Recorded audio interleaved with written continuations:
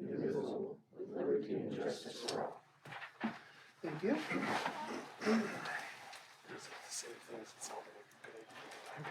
What's that? It sounds like a good idea tonight. Yeah. Somebody want to make a motion to approve the agenda? So move. Second. Any more discussion? If not, all in favor? Yes. Yes. Yes. Yes. Yes. All right, approve the January 13, 2025 meeting minutes? They looked, everything looked in order to me. I'll motion to approve those minutes. Second? Any more discussion? Yes. Hearing any? Nope. Tim? Yes. Yes. Yes. Yes. Yes. All right, approve the January 27th, 2025 special meeting minutes. Move to approve those also. Second. Any more discussion? Nope. Yes. Not? Yes. Yes. Yes. Yes. Okay, approve the year-end financials. Just a comment on that. Sure. There are a couple things that I want to get fixed with the auditor, but I'm still waiting for our 22-23 audit to come back. They were waiting on the airport. They were hoping to have that done. She just gave me an update a couple weeks ago. For some of those, like one project that I know we don't have on there, and there's some money in one of those specials that they have now all been completed, granted. If there's people delinquent, we'll still get money coming into those. So I have a couple questions on those, but I haven't been able to ask those as haven't had the final process of that audit. So when that comes about, those changes could be done, but that's where some of those numbers are. That's where we're at as of right now for the end of 2024. So you're looking for approval of the year-end financials? Yep, and then these are the ones that get published in the paper. Okay. And then, so do we receive the ones from the airport later on then, or don't? Or is that just part of the audit, but not part of the? Correct. Okay, Yeah. all right, just for clarification. Yeah, I'm just waiting to get our last 2-year audit back, so Okay. it's kind of been dragging on. Okay. Well, I move that we would approve the year-end financials. Second. Is there any more discussion? Hearing any, Tim? Yes. Yes. Yes. Yes. Yes. All right. The January financials, has everyone had a chance to go through them? Motion to pay the bills. Second, not pay the bills, but it would be the January. Oh, financials. sorry. Motion to approve the January financials. I'll second it. Okay, any more discussion? Yes. Yes. Yes. Yes. Yes. Okay, approve the bills? Now I motion to pay the bills. Okay. Okay, now I second that. Any more discussion? Hearing any, Tim? Yes. Yes. Yes. Yes. Yes. All right, number 9, we have waiver of fees, Masonic Honor Banquet. Did you have anything you want to say, Mac? Come on up. I'm here to ask for a waiver of fees for the honor banquet, that'll be the end of April, and, the only thing is, I think we probably have to talk to the, karate class, cause they usually let us have that. Yep, we'll have an email sent tomorrow to Master Ken Okay. after we knew that it was done and said that it would be that Monday and the waiver of fees. We'll email Master Ken, he's usually pretty good about it, Yeah. and just let him know that Yeah, the he's been honor very banquet good. has been set and, He's been great with it, so. Yep. Okay. Very good.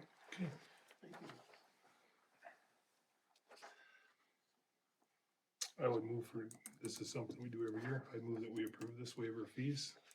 Okay. Yep. I'll second it. All right. Any more discussion? Yeah, thanks, Mac, for what you do for our students, so Okay, appreciate it. that's nice of you, yeah. Yep. Very good. And it's like 300 people, so I don't know what else we have. Tim? Yes. Yes. Yes. Yes. And yes. All right. Thank you. Yep. You're welcome, Mac. Forestry Board appointment, Phaedra Yunker. Okay, Mark, I can address that. Sure. So first of all, I'd like to thank Carla Klein for her many, many years of hard work. This is who, if we would approve, Phaedra would be replacing. But, she's been kind of the force between the tree grants, the tree plantings, she's got I think she's the senior member on there, so I'd just like to publicly thank her for all her years of service, in that. And, she said that she would help in an advisory if we need anything, cause she's the most familiar with the grants, like the ones we did with the tree plantings and that, so. So with that, I would motion that we would approve Phaedra Yunker to take Carla's place. All right. I'll second it. Any more discussion? Gary, any, Jen? Yes. Yes. Yes. Yes. And yes. All right, number 11, alcohol ordinance change request. On-off sale of liquor. So Chelsea, this is. Melody, you wanna come up?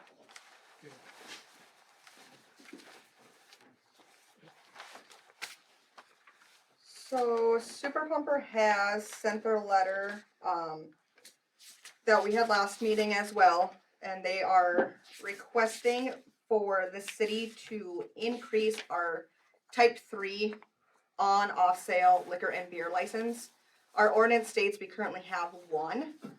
They are asking us to increase it to give them the opportunity to apply for a new license and be able to have off-sale beer and liquor at their store as well.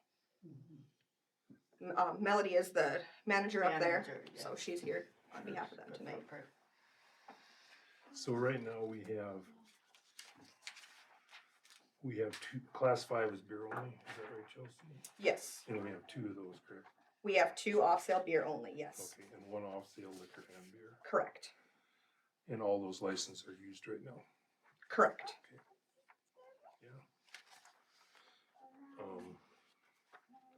Hi. Hi. I guess I'm just asking some questions so I get it straight here, so. But, yeah, I guess the thing is that, I think for us to increase it by 1, it probably wouldn't be long and we would have the next one down with the class 4 requesting also, so. I think if we're gonna make a move, we should just add 2, to the class. We have a Senex manager. Oh, I'm sorry. I'm the manager from Cenex as well, from Cenex Interbase. My understanding is I spoke to our operations manager, Shauna Chilcote in Minot. Okay. My understanding is she said she's already applied for that as well. No, I had reached out to them to see if it was something that they were interested in, knowing that this was coming to the table, so if we were going to increase it, if they wanted to increase it, by 1 or by 2 to allow Interbase the same opportunity. She said that they would be interested. What do they have to do? I said it was kind of explain the whole drawn out process, but with it coming to the table tonight, if we were gonna do it, then knowing that somebody else had interest as well. Yep, and she does. She does Yep. want it as well. I apologize for not recognizing, I didn't know That's okay. that you were the manager of Senex. It's alright, it's something that just happened recently, so. Okay, all Nope, right, absolutely. Okay. So, yes, we'd be interested as well. okay. So that would be my only concern is that, they've requested, I don't have an issue with it, but I think if we're gonna do it, we should at least increase it by 2. Cause we're gonna, either that or you guys are gonna run down here and see who gets there first, for it type thing. So, yeah. that'd be I guess one of my thoughts on it. Yeah, I guess you guys being in this business, is there a benefit to even keeping a beer only? Like if we're just gonna have everyone local already have, beer and liquor, if we do increase it, like, is obviously you can sell it, right, which is nice. Yeah. But I mean, we don't want like every place in town selling it. That's to have that limiting factor a little bit. Like, I guess in your guys' opinion, would it be even worth keeping a beer only as well, or just kind of make it open for all the sales? Am I making sense? Because if we were to increase the class 3 Yeah. to 3, Yeah. then 2 beer only liquor licenses would become available Right. if we kept it as the ordinance now, because there's 2 off sale beer only that would be available, because you guys would be forfeiting that and applying for a whole new license. Correct. So my question is like, should we even keep the beer only? That's what I'm wondering. Like, what's the? you know? Yeah, I mean, I there might, think you have to offer it, right? I don't know if you have to technically. offer it by law or not, it's in our ordinance. Yeah, you'd have to take it out. Right, you'd have, yeah, the ordinance has to be rewritten anyway, if we're going to add this. And that's why I'm bringing it up, yeah, Right. cause if it's gonna be rewritten anyways, like, why not have the new lowest level, what everyone's actually gonna be anyways, so I don't Yeah, know. I guess I mean, just personally, I'd like to leave the option in there because there might be someone that wants to come in that just offers the beer part, you know, so. Gotcha, okay. I was I just mean, and curious. if nobody wants it, then it'll just sit there idle, so. Sure, okay, Future expansion of the city. that makes sense, Business. okay.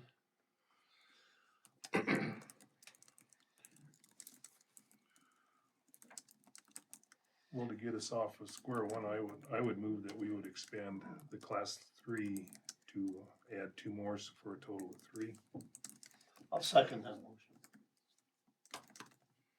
so. Any more discussion? Not hearing any, Yes, yes. Yes. Yes, okay, so Yes. then next, for clarity, next month would be the first reading of the ordinance. Mhm. Then in April would be the second reading of the ordinance, and then it would go into effect there. Cause we can't do a first reading because we don't have the ordinance rewritten yet. Okay, Okay. so then, yeah, So it'd would be be in after, effect till like May, right? Or after the April. April meeting, I suppose. Okay. Yeah, we approve it, the first reading in March, the second reading in April, it can go into effect, and then if we have your new license, application, they could approve it that same meeting as well. Right, Okay. Yeah. I'll let him know. yeah. All right, Yeah. So Thank for you. my clarification, we would need the application by the April meeting or by the May meeting? By the April meeting, April meeting? yep. yeah, I confused, sorry. No, that's okay. I No, just- well, yeah, cause the second reading would go in, but once the second reading goes, then it goes into effect, so we could approve it at that same meeting as well. Okay, It would And then just- you'll just have to submit your new application to the state as well, but we'd have to, yeah, with a new plan of where the off-sale liquor will be in correlation with the off-sale beer. and are you Chelsea? Yes. Sorry. So you're the one that's been emailing back and forth with, I think it's Maggie, Yes, so. Yep. Okay, and I can give her an update too tomorrow as well. sounds good. Okay. All right, thank you. Yes, thank you. We just have to make sure we do the reading first. Yes. Yes. Thanks, Matt. All right, we're gonna move on to number 12, proposal to remove fluoride from the water treatment process. We have A and B, the fluoridation input, and then the anti-fluoridation. So, anybody, for the, You gotta ask, Mike.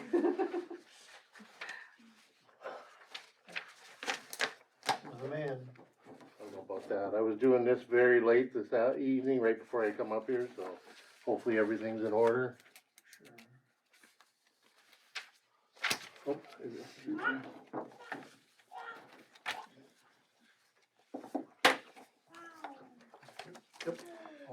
Gentlemen. I hope the commission had a chance to review some of the information that Chelsea sent out also.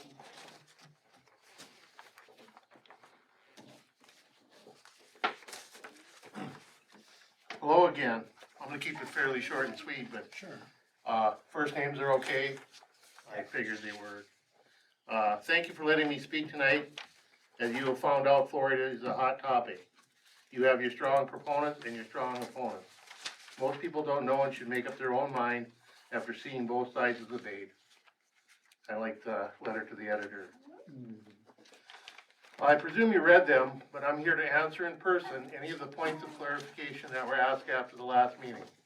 I'm sure you've all read your fluoridation facts book that was submitted with the reply in January. It's only like 400 pages long. I read it twice. You did good, good. Also, any questions from the last meeting or on HB 1605 testimony, which I presume you all watched? FSA, fluorosilicic acid, comes from the mining process. It is extracted as a sellable commodity. The FSA that we use as an additive does not eat pantyhose off office ladies at the production plant. If it would at the high percentage created during manufacture, I would say they have a ventilation or a safety problem. We use a 23 to 25% solution and have no problems with it at the water plant. It does not eat metal and etch glass. The de-icing salt we use does more damage to cement. Doesn't matter whether it comes from overseas or in America. If it is foreign, it must pass NFS 223 standards. Domestically, it is NSF 60 standards, just like everything else we get. It's no different than the other stuff we use in water treatment. We use the same hoses and pumps. Proper handling procedures are followed for anything. It is not mass medication. It is preventing something that causes dental disease. This will be the third time this month I've clarified this statement and have refined it to give it full explanation. Fluoridation, disinfection, pH adjustment, and corrosion control are things we do for public health. Disinfection consisting of chlorine as a primary disinfectant and ammonium sulfate as a secondary disinfectant, which prevents the formation of byproducts, which in high levels can cause health issues, cancer and other things. pH adjustment is adding carbonic acid to lower the pH of softened water to bring it down for corrosion control and stability. Corrosion control treatment, or CCT, is adding a blend of ortho polyphosphate or a tripolyphosphate to provide a protective coating on lead service lines to eliminate lead exposure. If fluoridation were mass medication, we would be regulated by the FDA and not EPA. Some opponents say that a pharmaceutical grade of fluoride should be used. If it was, the standard would be far lower than NSF 60. Now let's get to the studies. I don't know which are right and which are wrong, but I am passing on the proponent side just like the anti side has been brought up. I read an analogy about studies the other day that said if the sale of ice cream goes up in the summer and the crime rate does also, could one presume there is a correlation between the two? I believe many factors come into play. In any study from both sides, that is why they need scrutiny. I guess I'll start with the National Toxicology Program report. This is what I have from the latest information that was received to me, or by me. More than half the studies of the NTP analyzed were published in low-quality journals that are not indexed by the National Library of Medicine. Many of the studies in the NTP's report used spot urine samples, which is a flawed method to measure individual fluoride exposure. The NTP itself said its report was not designed to evaluate the safety of fluoride, just toxicity. Judges are experts interpreting law, but they aren't experts at interpreting science. The judge cited a potential risk, but he did not conclude that the current fluoride levels in tap water are lowering IQ scores. The judge based his decision mostly on the NTP report, even though its authors said their report was not an evaluation of fluoridation. Many of the studies, including the NTP report, are flawed, and most of them come from less respected scientific journals. The EPA has appealed this decision. Research shows that ending fluoridation backfires. I would imagine it was at 1.5 was where the judge determined it to be. You know, pretty much every town that actually fluoridates in North Dakota is between 0.7 and 1.0. There's going to be a lot more studies done at that 1.5 level, so maybe more information will be gathered for the future. The green study is the primary claim that fluoride lowers IQs. It's cited mostly by opponents. It's from Canada. It found an association between fluoride and lower IQ scores, but only for boys and only in one of the two tests. The study's authors have refused to release their data. IQ scores in the green study are almost identical with children in fluoridated towns and children in non-fluoridated cities. They have refused to share the data. Multiple requests have been made by U.S. researchers to obtain the data that were used for this study. Their goal is to reanalyze the data to see if the original results can be confirmed. These requests to access the data have been repeatedly denied. U.S. taxpayers have paid for this research through the National Institutes of Health grants. Yes, the researchers still refuse to share the data. There's also some of the other things that were done in Australia, Spain, Sweden, New Zealand. I don't necessarily have those right with me, but we can sure get them. People don't always know they are getting the benefit of fluoridated water.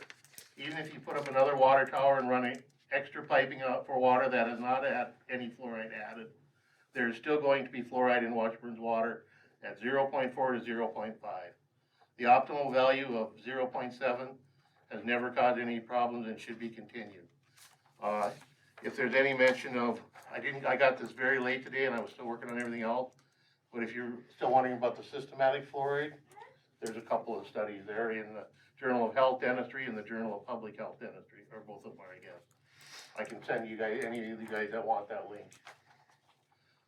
Once again, thank you for your time, and I'll stand for any questions you guys have. I do have a question. Have you actually read the NTP report or the court case or the JAMA study? No, I have not, but I rely on other people that have. Oh.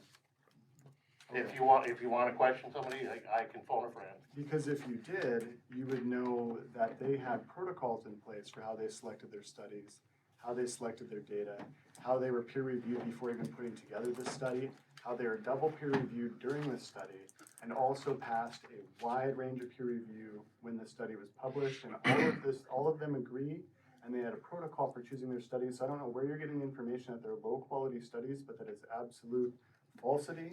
And about the not sharing data, you can go on their website and all of it is available right there. I looked at it earlier today. There are protocols. Every single study they used, if they didn't include a study, why it was not included. They had their inclusion criteria. They had a whole protocol developed that was even their protocol was peer reviewed. So I'm not sure where you got that, but I would like to know. Okay? Like I said, I'm just relying on information. I have a full-time job. I'm not getting any big money from Big Fluoride or Pharma or any of them people. I don't do this 24 hours a day. Okay. I have a full-time job and have a business, and I like to at least provide my sources before the meeting starts, but that's just me, I guess. Does anyone else have any questions? So like if, you have 0.5 coming out of the river. 0.4 to 0.5. Yeah. Right, and 0.7 is optimum. Yes. We're really not gaining a whole lot by adding 0.2. Okay, so, you know, and another thing too, and I'm just throwing out comments that people have talked to me about. You know, and one thing I've done the last month is we have a lot of family in Bismarck. We have a lot of friends, you know, in Bismarck. So I've probably been in at least a dozen houses in the last 2 months. Every single one has a water filtration system in it because of their concern for the water that comes out of the tap. I mean, that's their choice. I mean, I have one too, you know, type of thing. But it is a concern that people have. Evidently they don't trust the water. And this isn't an It's not just about fluoride in that case. right, but it's not an accusation against your water. So I want to clarify that. I'm just saying that when I ask them, I've gotten all kinds of comments what they say Is about that the for water. chlorine? Pardon me? Is that for taking chlorine out of the water? No, I'm just talking about Well, the people in Bismarck that have filters. right. Whether there's reverse osmosis, there's Brita, there's all kinds of different things for whatever. And I didn't do the study to see, but it's just that every one of them said we're just not comfortable with the water that's coming out. So these are the concerns that, you know, that I'm trying to decipher. I'm trying to think. But I know I visited with, you know, a couple of different chemical engineers, and they talked about how fluoride we're getting in our food, we're getting in our meats, we're getting in fish, we're getting in fruits, we're getting in vegetables, we're getting everything else. And just, you know, the opinion I got from them, just in opinion, was that what are you gaining by adding 0.2 to it? So I'm just trying to decipher all this in my head because there are so many experts, which I can't see how you're an expert because you totally disagree. You know, so I'm trying to decipher all this and knowing who to trust and who not to That's trust. kind of what the statement I made was. Right. So like I said, there's great arguments on this side, there's great arguments on this side. And I know like at McLean Sheridan, there's not much fluoride in the water coming out of the ground, right? According No, to, yeah. see, that's the difference between McLean Sheridan has groundwater. Yep. And I wanna say, you know, Washburn has surface water. Yep. And before I get saying any more, Washburn's water year round is very consistent. Adam does an amazing job. I mean, I have to say, every month it's consistent, and the thing that we didn't have to deal with, I was on the board and managed up there for 18 years, Right. on the board for 26 years. Glenn, can I stop you? Do you wanna say who you are? Glenn Oberg. Sorry, just so people are aware who's Oh, speaking. I know, okay. But Yeah, the difference is, and I want to really congratulate Adam on the quality of the water, it's almost perfect. And, you know, with groundwater or well water, you don't have to deal with cattle feedlots, and you don't have to deal with a million geese on the river in the spring and the fall. Right. There's all these other things that Adam is dealing with on a daily basis.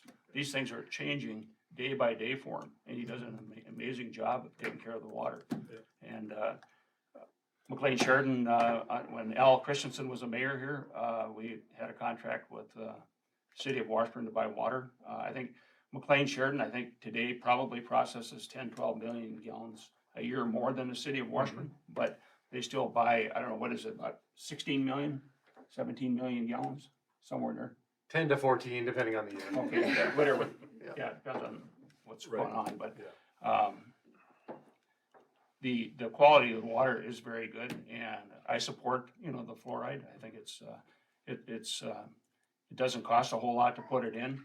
And the question I have, I'm not a chemist, and I don't think anybody here is, but, you know, is the 5.5, or 0.4 fluoride in the river, is that available fluoride, or is that just? It's all available. It's all available, it's in the treatment process, it's available, so you're only putting in 2, you know.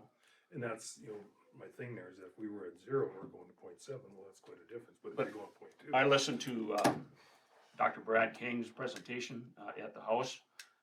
He spoke for 35, 40 minutes, did an excellent job. He was a dentist in Bismarck for almost 40 years, retired about 4 or 5 years ago. And then, go ahead.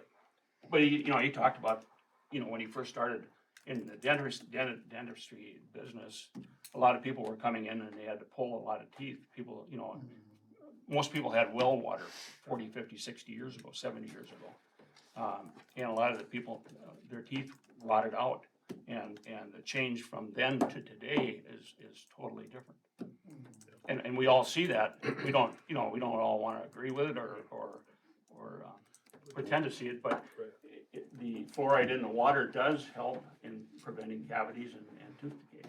But the well water, I'm sure, is like your water at McLean Sheridan. It's coming out of the ground probably with hardly anything, right? That's right. Yeah. Yeah. So, And it's got a lot of iron and manganese that they take out in addition to. and I don't wanna, if you're listening, Ann, I don't wanna misspeak for you, but she said, you know, they're building their new treatment plant up Yeah. there. And because of, if RFK, of course, that's a whole nother thing, that they plan on putting the fluoridation in, but they're not putting it in right away to see what shakes out in the federal government thinks. So it's kinda like people are preparing to see what happens, whether they're forced to. I mean, it's voluntary for us if we wanna do it at this point, but I guess my point is that everyone's aware of this, everyone's questioning and everything, so I'm just trying to gather all these facts to know the best thing to do, so. Well, but back to your question, we kinda covered some of the filtration stuff. Your normal filters don't take it out anyway. And I don't know why they're so distrust of the public utility water system. I would drink water anywhere in the state of North Dakota or the United States. That's the benefit we looked at back in 2018, if it was worth it. And for now it is, so that's why, I guess, you know, kind of everybody's kind of in a holding pattern to see, for one, what the state's gonna do, to what RFK Junior's gonna do. Yep. And there's gonna be a lot of information comes out of it, so. Yep. You guy wants to hold off or just pull the trigger, that's entirely up to you guys. You may or may not see, I'm assuming you will see some dental, more cavities and things. You know, may or may not, cause we've already got 0.4 to 0.5, so it's, Well, that's kind of what we went and mulled over in 2018 yeah. also, and we felt it was worth it. Yeah. Just for what little the cost is. Right. So that's your decision you guys gotta make. And, Yep. as far as the IQ stuff, like I said, there's places that have far more in their natural fluoride than even what we do. Like, more, and they're gonna look at even like 1.5, which is, like I said, it's twice as much as more than what you're gonna do. And, maybe the EPA stuff's gonna go down a little bit to say 1.5 on the low end and 3 something. It's gonna be some information coming out yet. And I agree with you, Lynn, Adam does an excellent job. Yeah, and I wanna say, that's not what there's it's a lot about, of so. discussion and there's a lot of studies, we, there's different years you hear only eat two eggs a week or 3 eggs a week. Otherwise, it's gonna be bad for your health. Another study comes out and says, eat all the eggs you want, you know. Now you just can't afford them one. That's another No, it's issue. no eggs a week. But, I mean, there's studies being done on everything, and consistently, there's people on the right side and on the left side, and taking sides and telling us what's good and what's not good, but, the important thing is, Keith had said something about if you have a certain amount of fluoride, that you lose some of your IQ points. You know, well, let's say somebody like me that's 100, you know, if I lost 2 IQ points, would you be able to tell, Doc? Maybe not. But, I mean, Yeah, but someone like Adam that's 140, His percentage would be less. right. But that's my point is that losing one, you know, and these are studies that were, I think, done overseas. I don't know where, you know, if there was any study. Not at all in the US. Huh? None of them were in the US. None of them were done in the US, you know, overseas, where, how do we know what their treatment processes are and what they're doing, you know? I can just bring a chair. That's right, I can stand, that's fine. Are you sure? Yep. Okay. I didn't know you guys were gonna join me, and I didn't know you before you guys contacted me. So I think it's important, you know, that the city takes a look at it, but I wouldn't make any rash movements, because consistently over the years, like Dr. King said, there's way less cavities in kids coming in today than there was 40 years ago, 30 years ago. Yeah, Do you think go ahead, Mark. oh, yeah, I did review that hearing.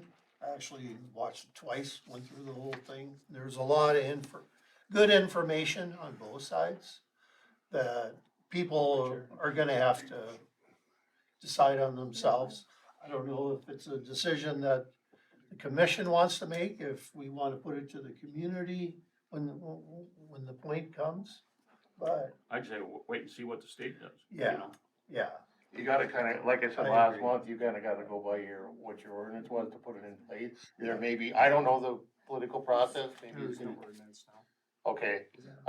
So yeah, you guys can do whatever you want or however you wanna do it. Cause I would assume you're like most everybody else in the state, started in like the 1960s. Right. And that's something else, I didn't have the information on it, but it was brought up at House Bill 1605 was, I believe it was, what was the legislature's name that brought it up?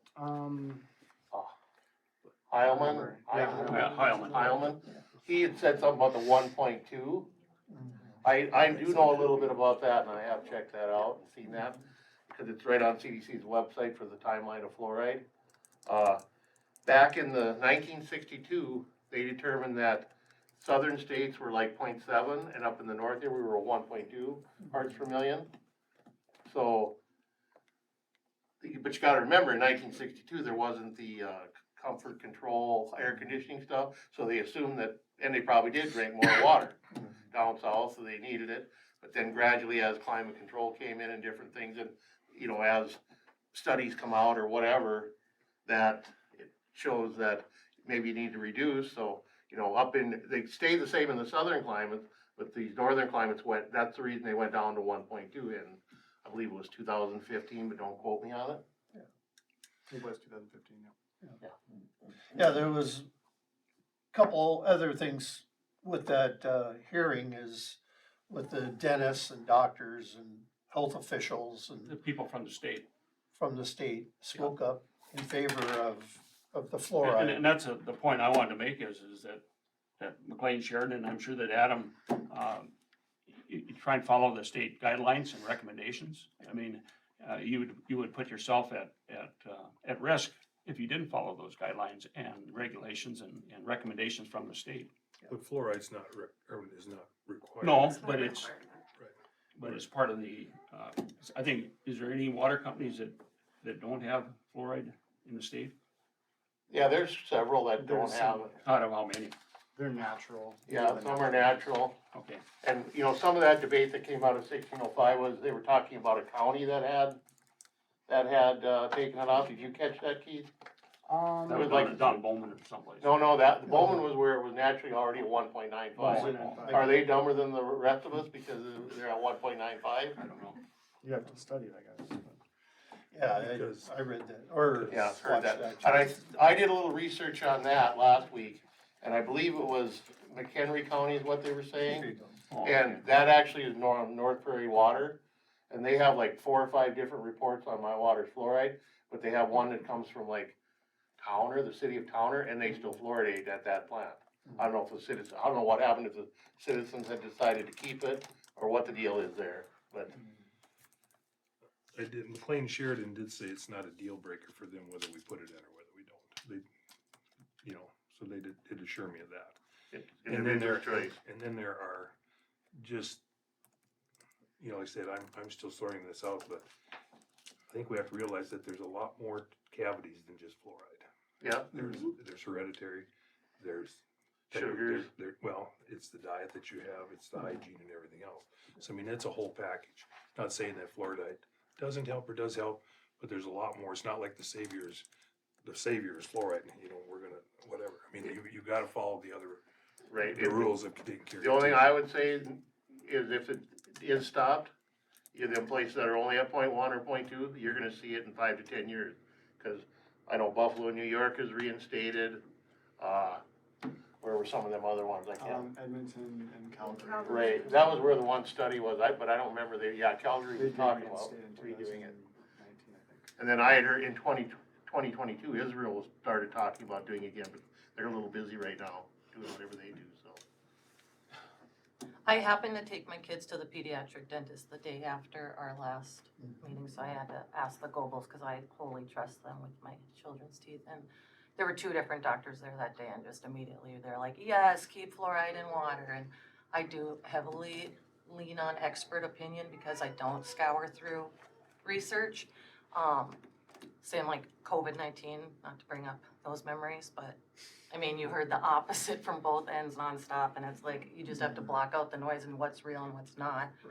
And I based most of mine on my personal experiences with it, and doctors who were scouring things and had nothing but, our best interest in mind. So I kind of have that same feeling with this. Like, I haven't had any anti people come up to me, and I have had pro people come up. So just like, that's where I lean, just percentages and experts. That's all. That's a good point to make. All good conversation, I think. Yeah. Discussion. Everybody should be entitled to make the decision how, ever they see it, but like I said, fair shake is to see both sides. And maybe that something is in the middle, I don't know. And I don't filter my water. And my smartest kid, I was pregnant here with Adam's water. I was drinking that. That was my smartest, so. All the time too, because you drink so much. When I you're know, that must be. You guys keep That's giving Adam so much science. credit, you're gonna have to give him a raise. Yeah. We already did. Oh. Anyway, Well, Washburn, it's the water's very consistent, all 12 months out of the year, and that's incredible when you look at what's coming down the river. Did you have something, Mark? I guess what just for clarification point, is this to remove it out of our water, No, this is just to not add more to it. not add more to it? Okay. Leave it at the 0.4, 0.5 and not go Because to the anybody 0.7. that knows my daughter, if you've ever seen her smile, her mother has been in the dentistry for 54 years. My daughter has the most beautiful smile I've ever seen. And she is definitely a proponent of Fluoride. fluoride. So, if it's only point two, like he's saying, I don't think you're gonna see a difference. But if it was the thing of the cost of removing it and, throwing a big burden on Adam to try to reduce it or something like that, I would say. No, just let's stay at its natural coming out of the river and not bump it to 0.7. Yeah, it wouldn't be financially feasible to remove everything. That's No. what I was clarifying, cause like I say, I see this anti-fluoride, thing here, that then again, I guess I missed out on word of input, but, if it's, I think basically what you're talking here is 6 of one and a half dozen of the other. Yep. I think you had something to say. I did. I wrote something that Will you just say who you are? Oh, yes. Hi, I'm Sarah Feld.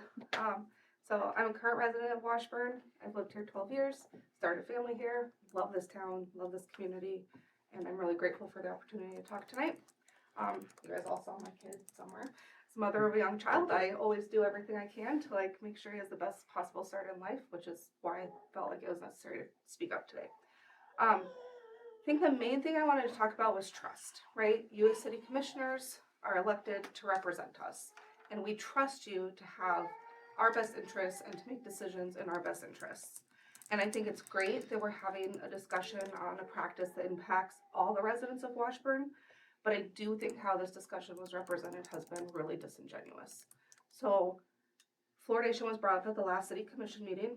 I listen to those usually because it's really hard for me to get here. I work in Bismarck and it's a long commute. And I feel like there was good discussion last meeting. And at the end of that, there was a push to add it to the agenda under the guise of read the research, have further discussion. That's how it was left. And I think it's great. We should all be informed. That's a plus. What I feel like happened after that is kind of where I have the problem. So shortly after the January commission meeting, there was a letter to the editor in our newspaper that said at the February Washburn City Commission, there's going to be a vote to ban community water fluoridation.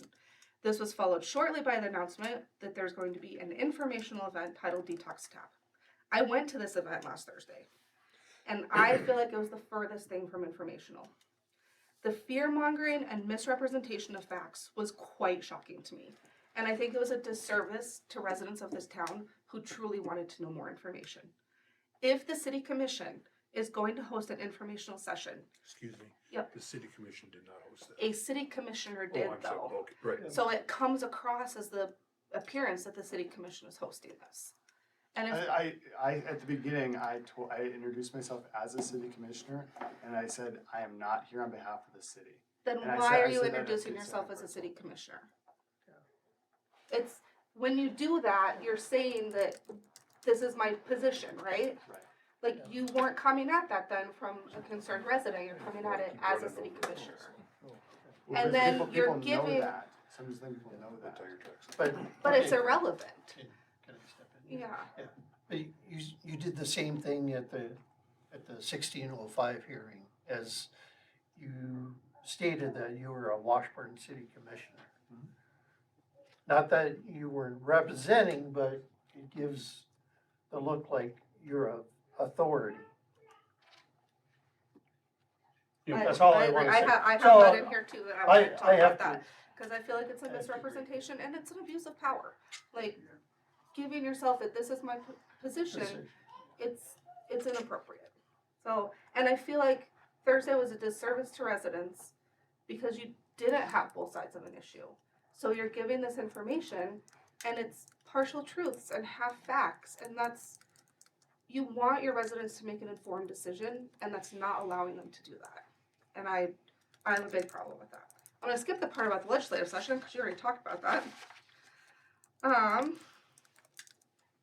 Yeah, my thing was, it matters how you present yourself, and it matters what you do in your official capacity. But, and then, the last thing, I wasn't going to talk about my upbringing and profession, but after last Thursday, I felt like it was necessary. I am a professional scientist. Like, that is my job. I work in water quality. I've worked on the research side. I've worked on the regulation side. Like, that is my day in and day out. I have a BS in biology, and I'm not a subject matter expert when it comes to fluoridation. Drinking water is not my specialty. I'm well aware of that. But my background does give me some tools to be able to look at information that's presented and critically evaluate it. So you talked about the JAMA study. I did read the JAMA study, and there was a lot of bias in that, and they acknowledge that there's a lot of bias in that. They look at it, they say, here's the different studies that we're looking at, 70-some different studies across the board. They acknowledge that they're not all comparable and where their level of comfortability is. That's all part of in the study. You look at the figures, you look at their discussion, all of that is in there. I did take the time to read that. And how you were explaining it is not what the study says. So the studies that are analyzed in that study were compared, are geographically heterogeneous, which means they're very different across multiple countries. This also means that socioeconomic, familial, physical, genetic, cultural, nutritional, environmental, and pretty much any factor that can affect IQ is not considered. Additionally, how IQ is measured in these countries is not comparable, and the literature review was designed to evaluate the exposure of fluoride and possible associations. It was not intended to determine if it is biologically plausible for fluoride to impact IQ or demonstrate cause or effect. And those are really big differences to the conclusion that was presented. And so I feel like that's one piece, and I could go through all of it with you and help you look at it, but it really matters how you present the information and the conclusions that are being drawn. And I grew up in rural Colorado. Fluoride is naturally occurring there in the groundwater. We have it over 4 parts per million, so it's really high. And fluorosis was a big problem where I grew up. I was very fortunate that my parents were aware of that, bought water that had optimal fluoride as opposed to drinking the well water. But you could tell the classmates of mine that had issues. We don't have that issue here. So I think we're very fortunate. Again, Adam does a great job. I put that in here. So you're just your day today. Yeah. Yeah. But if we are going to vote on it, I really urge you to look at it and critically evaluate it. You don't have to listen to me, you don't have to listen to Jim, you don't have to listen to Keith, but like critically evaluate the information that is coming out. Look at how studies are conducted, what they're looking at, what their purpose is, because that makes a big difference on the data that they're analyzing. And then, the letter to the editor talked about doing no harm, and I truly believe if you remove fluoride, and yes, we're up 1.4.5, but you are doing harm and you're taking that choice away from people. So that's all I wanted to say. Thank you for your time. Very informative. Yeah, the hearing for the 1605 is very interesting to listen to. That's why I watched it twice. But yeah, to listen to all the people that spoke there, to hear both sides, and then people can make their own, decision if they want to purchase a filter system or bottled water, whatever. But I think we got to do what's best for the community, and not just for, make a decision for everyone. Well, I guess one thing I would add too, we've never really had an issue other than in McVille last year, which they voted to keep it. It's just sure funny that within about a week to 10 days worth, we heard about Grand Forks, we heard about Washburn, and then there's a Senate bill. Talk about, coincidence or conspiracy, I don't know. Well, it's definitely in the news. Yeah, Well, it's nationwide. it is, that's Yeah. true. But I think the important thing is that the takeaway for tonight is that you have to listen to the state level people, the chemists and the engineer people that are monitoring these situations for the state. And there's also people on the federal level that are doing the same thing and follow their recommendations, not RFK or anybody like that, He knows little or nothing, You might be making the decision. Well, So, Probably. If I may ask, what did you say the JAMA stated goal was? When I was reading that, their stated goal was to evaluate the literature on exposure to fluoride and possible associations. Like they were looking at that. So they looked at all the studies that have been done, weeded them out, right? You're correct. They had a peer-reviewed protocol that they looked at and how they selected studies. And then, but what they were looking at was not looking to see if it's biologically plausible for fluoride to impact IQ or to determine cause and effect. The Like- 2025 study? From JAMA, The one that was 2025. I think it was 2024, the one that I was reading. There was like 74 different studies, the meta-analysis, they did 74 different studies. There was like 40 some in China, Mexico, No, I don't have it in front of The me, one I but sent you, this is directly quoted. The study's stated goal was to answer the question, is fluoride exposure associated with children's IQ scores? That was their stated goal. You can pull it up right now, and you can see that their stated goal is that. keep reading. No, it's the end of the paragraph. I understand what you're saying, but when you look at all of the discussion of what the study found, that was not what it was intended to do. They were looking at possible associations. Not if it's We'll get to plausible that, for yeah. fluoride to be affecting IQ, and that's very different.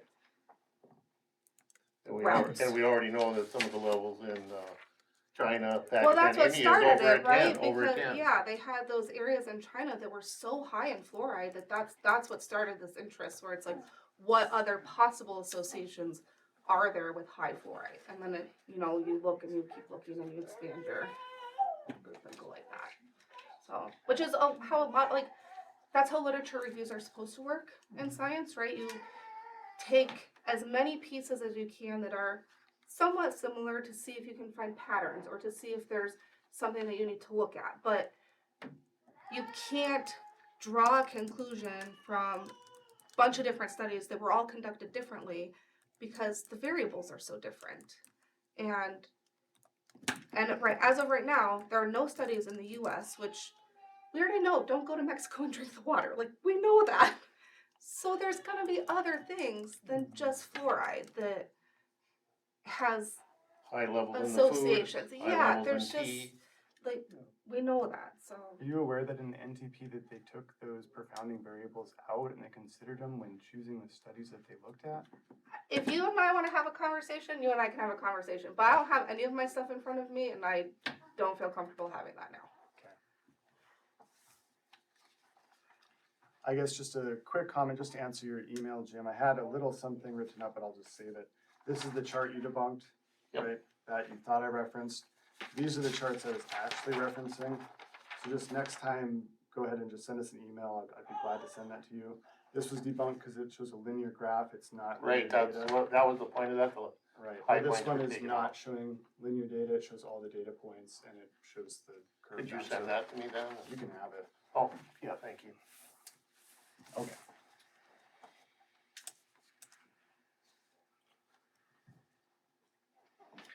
All right, Thank you. any more Thank you. discussion? Anybody have any questions? No, not for them. We're still doing discussion? Here, do you wanna trade? Trade the baby.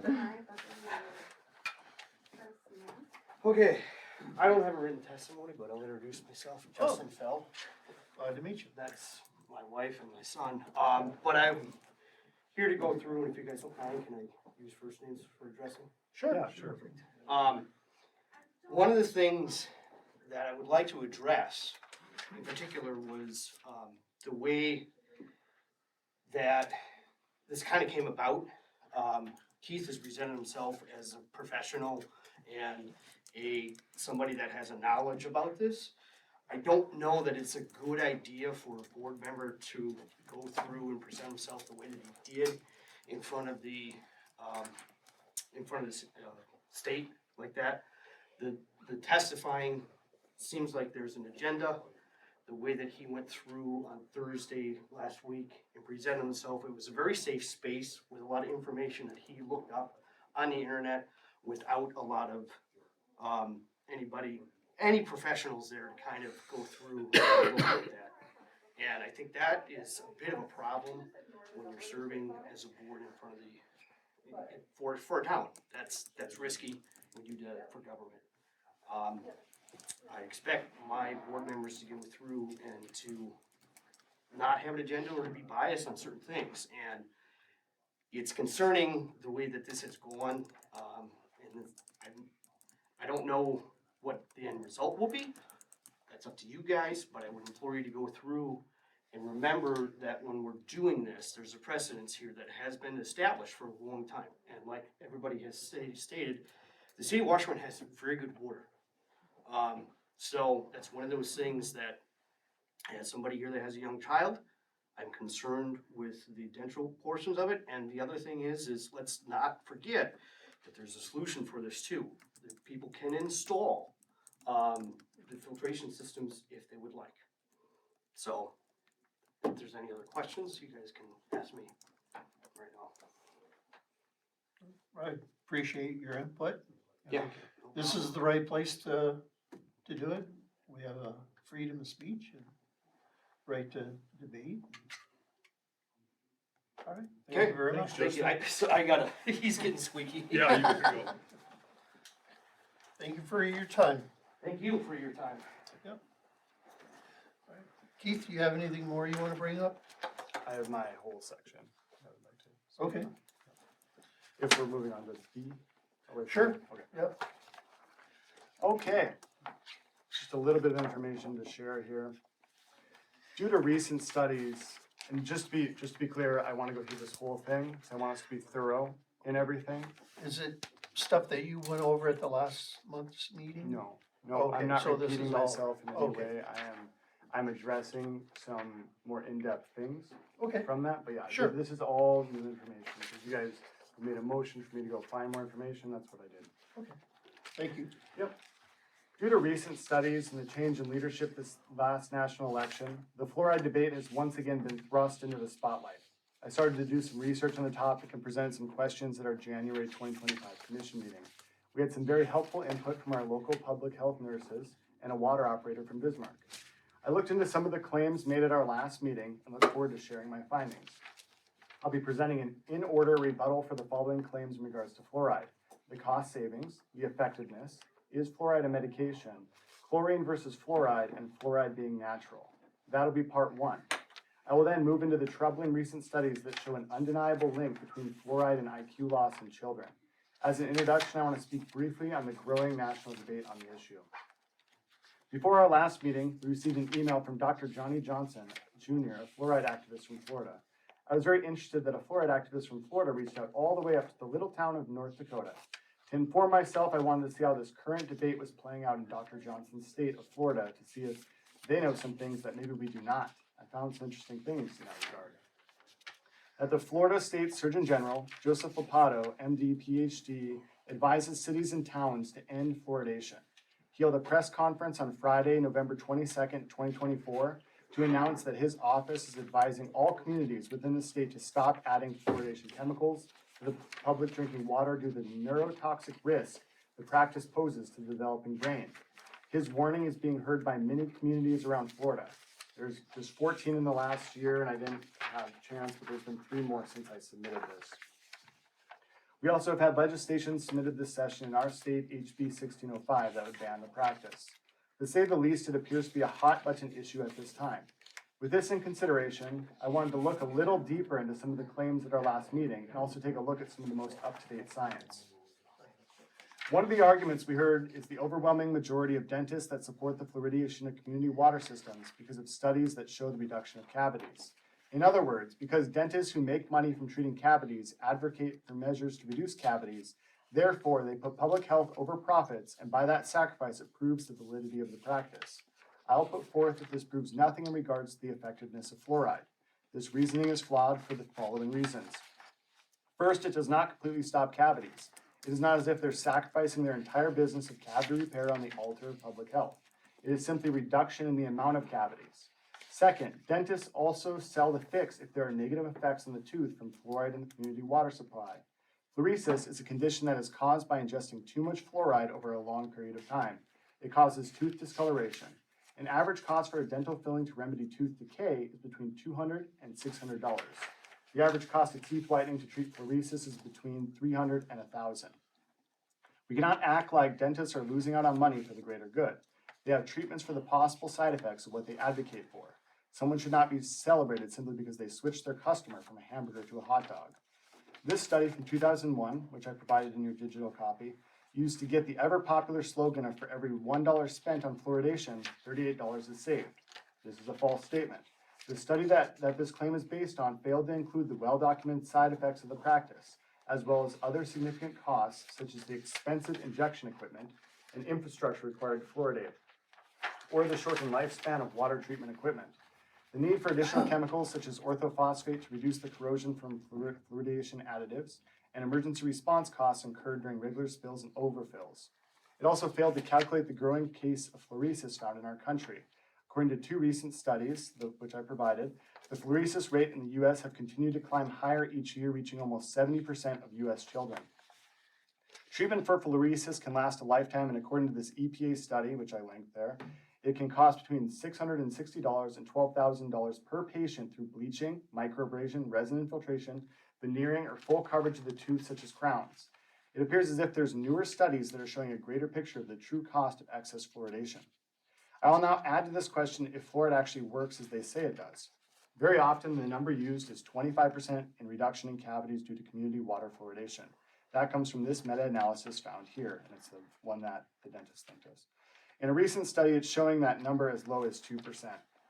The Lotus study from 2023 is a recent study which included 6.4 million adults in England, found essentially no reduction in tooth decay for those living in fluoridated areas. This also included a cost-benefit analysis that found that only about $1 a year in dental expenses would be saved per dollar spent. The authors did note, however, that it did not include the capital cost of expanding fluoridation, which would make it a net loss. This scientifically solid study shows that it barely works and the cost savings is almost nothing. But what about the children, you may ask?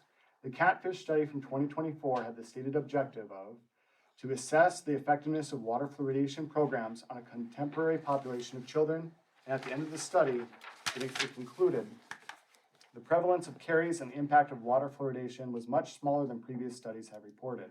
Longer-term follow-up will be required to fully understand the balance of benefits and potential risks, example, fluoresis, of water fluoridation in contemporary low-carie populations. Translation: water fluoridation barely works and when compared to side effects would most likely have a negative economic impact. With this in mind, I used in my previous presentation the 25% reduction in cavities, which I got from the CDC's website. Yet I'm questioning it myself when I look deeper at newer studies and the data that's coming out. According to this chart, using statistics from the World Health Organization, it appears as if dental cavities have reduced in the Western world, regardless if they add fluoride to their water or not. There's two charts there for you to look at. There were also studies put forth at our last meeting by the public health nurse that talked about a significant increase of issues when fluoride was removed. I was only able to locate the first study from Canada. And what was the significant increase? It was 9%. And don't think too hard about that and realize that the 9% reduction does not come close to the 25% reduction that is claimed. I wanted to see the other two studies, so I called the public health nurse who put it together. I left a message, she called me back, and to this day she has not sent it to me. I'm not sure what happened with that, but no evidence was provided for the claims that she made in those other two studies. Moving on to the next rebuttal, I'll answer our confusion from the last meeting if fluoride is a drug or a supplement. I prefer a world where words have definitions. In this meeting, there was disagreement about if it was a supplement or medication. Well, let's look at the definitions of those words. According to Merriam-Webster, who referenced the Food, Drug, and Cosmetic Act, a drug is defined as a substance intended for use in the diagnosis, cure, mitigation, treatment, or prevention of disease. According to the American Dental Association, fluoridation is a proven way to prevent tooth decay. We've even heard from those here tonight that it prevents tooth decay. Tooth decay is in fact a disease according to the CDC. Therefore, if we're operating by agreed upon definitions and using logic, fluoride is a substance that prevents the disease of tooth decay. Therefore, it's classified as a drug. It is immoral to dose an individual with a drug without their consent. Next up was a discussion we had about fluoride versus chlorine. It was put forth at our last meeting that there was no difference between adding chlorine versus fluoride. This is wrong. Chlorination treats the water, fluoridation treats the people. Water is treated with chlorine to make the water safe to drink. It kills the bacteria and other vectors that carry disease. Chlorination is not without critics, but it truly has saved millions of lives. Fluoridation, on the other hand, is not used to make the water safe. It simply uses the public water supply to deliver medicine. Such practice is rare indeed and for good reason. Once medicine is added to the tap water, key controls are lost. You cannot control the dose. You cannot control who gets the medicine. Moreover, you are forcing medication on people without their informed consent. And especially in the case of low-income families, without their ability to avoid the medication if they wish. Moving on to the next point, it was brought up that fluoride is naturally in the water. Therefore, there should be no issue of adding more. Well, yes, obviously, fluorine itself, the natural element with an atomic number of 9, does not change at a molecular level. The delivery of it is extremely different. Fluoride is produced as a byproduct of the phosphate industry, which there's a link to the EPA sheet there, particularly during the process of producing phosphate fertilizers. It is a pollutant from the smokestacks using a wet scrubbing process to catch the toxic waste from the chemical reaction of phosphoric rock and acid. This reaction releases several byproducts, one of which is hydrofluoric acid, a highly toxic form of fluoride. This byproduct can then be captured, put on a truck, and then put into the water supply so you can have nice teeth. Sounds extremely natural, right? Fresh out the garden, more safe and effective than mama's milk. No, this is quite different than the natural process. Fluoride is naturally found in almost all soil and water and many rocks. It is released into the environment when rocks or soil containing fluoride are dissolved by water. To be clear, natural does not necessarily mean good. Arsenic, like fluoride, leaches naturally from rocks into groundwater, but no one suggests topping that up. It is misleading at best to claim that toxic waste from the phosphate industry is as natural as water erosion. Part 2, moving on to the next section, I want to address some things we received as a commission from the experts. We had multiple letters of support submitted by a few dentists, both in and out of state. I was surprised that only one of them included a direct contact line where we could reach out and speak to them on this issue. After doing some digging, I found all of their information and contacted all the dentists that submitted letters of support to us in favor of continuing water fluoridation. And I simply wanted their thoughts on 3 things that I'll be covering up next: the federal court case, the NTP study, and the JAMA meta-analysis. I was unsuccessful in getting any of those who submitted support letters to take a personal look at the evidence to the contrary. It's been 2 weeks since I emailed them. Only 2 of them got back to me. One sent me a copy-paste message from the fluoride activist from Florida, and the other sent a copy-paste message from the North Dakota Dental Association about the wrong JAMA study. First, I just want to comment on one of the letters received, then comment on the copy-paste message regarding the IQ studies. I find it extremely interesting that those who advocate for fluoridation consistently cite studies from almost 20 years ago. See this screenshot from Russ Dunkel that we received in support of fluoridation earlier in January 2025. Don't get me wrong, just because something is old does not make it untrue, but I would put forth that there's an issue with dismissing any new research and pearl-clutching research from almost 20 years ago. Has there been no medical advancements in the past 20 years? Dogma makes extremely poor health policy. Next up, I want to address Dr. Johnny Johnson, the fluoride activist from Florida, and his report regarding the IQ studies. I'll be bringing that up at the end. These excerpts are from the Email to Fluoridation Decision Makers, where I found this section regarding IQ. Please note the bottom line, which is highlighted, bold, and underlined. And it says, none of these studies, so these are 6 studies that he provided, none of these studies, systemic reviews, have found any health effects associated with any biological system in the body, including IQ, which we actually heard here tonight. Being the curious creature I am, I decided to look through his receipts to see if there was truly no association found between reduced IQ and fluoride exposure. Every single one of them had a link between the two. So this is from the first on the Health Research Board of Ireland. Notice it says in that area above, neuropsychological and endocrine outcomes emerged as areas require further monitoring. Why would that be if there's no evidence for it? This is from the second one, from Public Health of England. It appears as if there was evidence for this and work is ongoing in this area. That's in the section of neurodevelopmental and cognitive health. Why would that be if there was no evidence for it?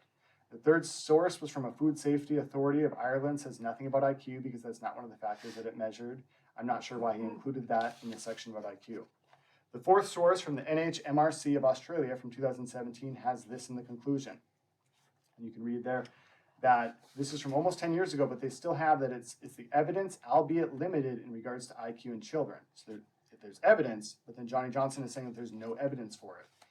And now for the 6th one, it says the finding of the Chinese studies warranted additional research on the effects of fluoride on intelligence. Again, why would it say that if there is no evidence for it?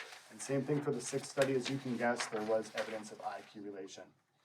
I'm unsure why that was sent back when there is showing IQ interactions with fluoride, but I'll just move on to the next part. So the NTP report, federal court case, and JAMA 2025 study. This decade-old debate was jump-started again last year in August by a report, which I linked there, done by the U.S. National Toxicology Program, or NTP for short. The systemic review of the data was done over 8 years and assessed 72 studies. This is all directly from there, so this is not just my interpretation of it, but this is directly, anything in quotations is directly copied from the report. The stated goal is this monograph and appendum evaluated the evidence of an association between exposures to fluoride and human neurodevelopment and cognition. They had a final conclusion that 72 studies assessed the association between fluoride exposure and IQ in children, and 64 of those studies, amounting to 88%, found an inverse relationship associated between estimated fluoride exposure and IQ in children. These findings have a 95% consistency among the highest quality studies, and the best quality human studies are consistent in finding neurotoxic harm occurring at the current exposure level for people living in fluoridated communities. So I'm not sure where everyone got this information that they used poor quality studies, but it is not according to them in their peer review. This did not only apply to IQ in children, but the NTP is also quoted as saying 8 of 9 high-quality studies examining other cognitive or neurodevelopment outcomes reported associations with estimated fluoride exposure. Translation: of the highest quality studies, 95% associated higher fluorides with lower IQ. They were consistent in finding brain damage for children living in fluoridated communities. Now, just a quick note here. We're talking about trusting the experts and listening to the experts. What do dentists know about toxicology? What do they know about brain damage and IQ loss? What Maybe, level maybe do a they little bit, consider excuse me, high? excuse me, Sorry. excuse me. So that's my question is, what do they know about that? But I'll tell you, the National Toxicology Program, who are very accredited, high-level doctors, research professionals, these are their conclusions. These are not my conclusions. I'm not making this up in my basement. This is literally from their report. So if we're gonna trust the experts, there's some experts that are currently speaking to us right here. Okay, To can I clarify- stop I- you I just for would- a second? Sure. Well, we You keep have a talking question. about high fluoride, high fluoride, high fluoride. In these studies, the JAMA studies 4.0, 2.0, 1.5. Like, it's not looking at the levels that we here are treating at.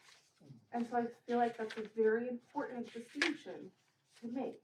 That yes, too much fluoride is bad, no one's arguing that. But I think we need to make sure that we're looking at what is happening here when we're talking about that. And they did, when I get to that, they do address that. And just so you know, it's not about exact levels, but margin of safety. So where's the hazard level and how far away are we from that? Sorry, going off script just a little bit. Because people say, well, they fortify orange juice with vitamin D, they fortify milk with calcium. But what is the hazard level from those doses that are regulated by the FDA and what's actually consumed by the customer, right? So if the customer is only at half the hazard level, the NTP defaults at a factor of 10. So it needs to be 10 away from the hazard level, not 50% from the hazard level. So that's the point that we'll be making here in a Okay. second. I just want to say, I didn't mean to interrupt you, but Sorry. we allowed you to speak when they were speaking, so I just want to be fair. I was gonna address that. I mean, Done. I felt as if I waited till questions and their presentation was over. My presentation is not currently over, but I know. No, I know, but I just want to be fair. Okay, thank you. To clarify at what level exposure the review, which actually we're getting to it right now. To clarify at what level exposure the review most confidently found harm, the NTP authors use the example of exposure levels commonly found in communities with 1.5 milligrams per liter fluoride in drinking water or greater. Fluoride activists will then say that this does not apply to communities that stop their fluoridation at 0.7 milligrams per liter, which we just heard. But one thing to take into consideration is the following. Among pregnant women and their infants, some will drink twice as much water as average, which will put their exposure right into the range with the strongest evidence for causing IQ loss. This is special concern for infants fed formula made up with fluoridated water.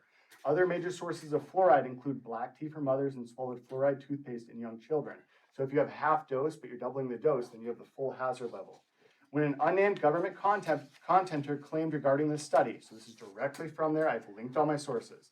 The data do not support the assertion of an effect below 1.5 milligrams per liter. All conclusory statements in this document should be explicit in finding that the included study only apply to water fluoridated concentrations above 1.5 milligrams per liter. Just to be clear, that was someone commenting on this study, right? But the authors of the study, the NTP, responded, we do not agree with this comment.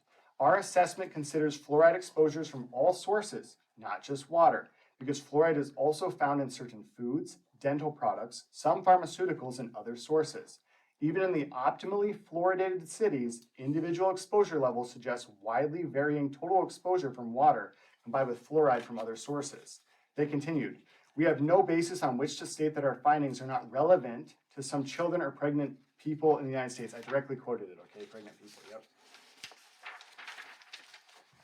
Several of the highest quality studies showing their lower IQs in children were done in the optimally fluoridated 0.7 milligrams per liter areas. Many urinary fluoride measurements exceeded those that we would have expected from consuming water that contained fluoride at 1.5 milligrams per liter. So it's not just about the input, but the output and what they're actually measuring, right? This report had attempts for it to be censored by the then Assistant Health Secretary, Rachel Levine, in 2022. Evidence for that is shown here in these court documents. The court documents referenced are from a case brought forth by an organization called Food and Water Watch, Inc., which I linked to this court case right there.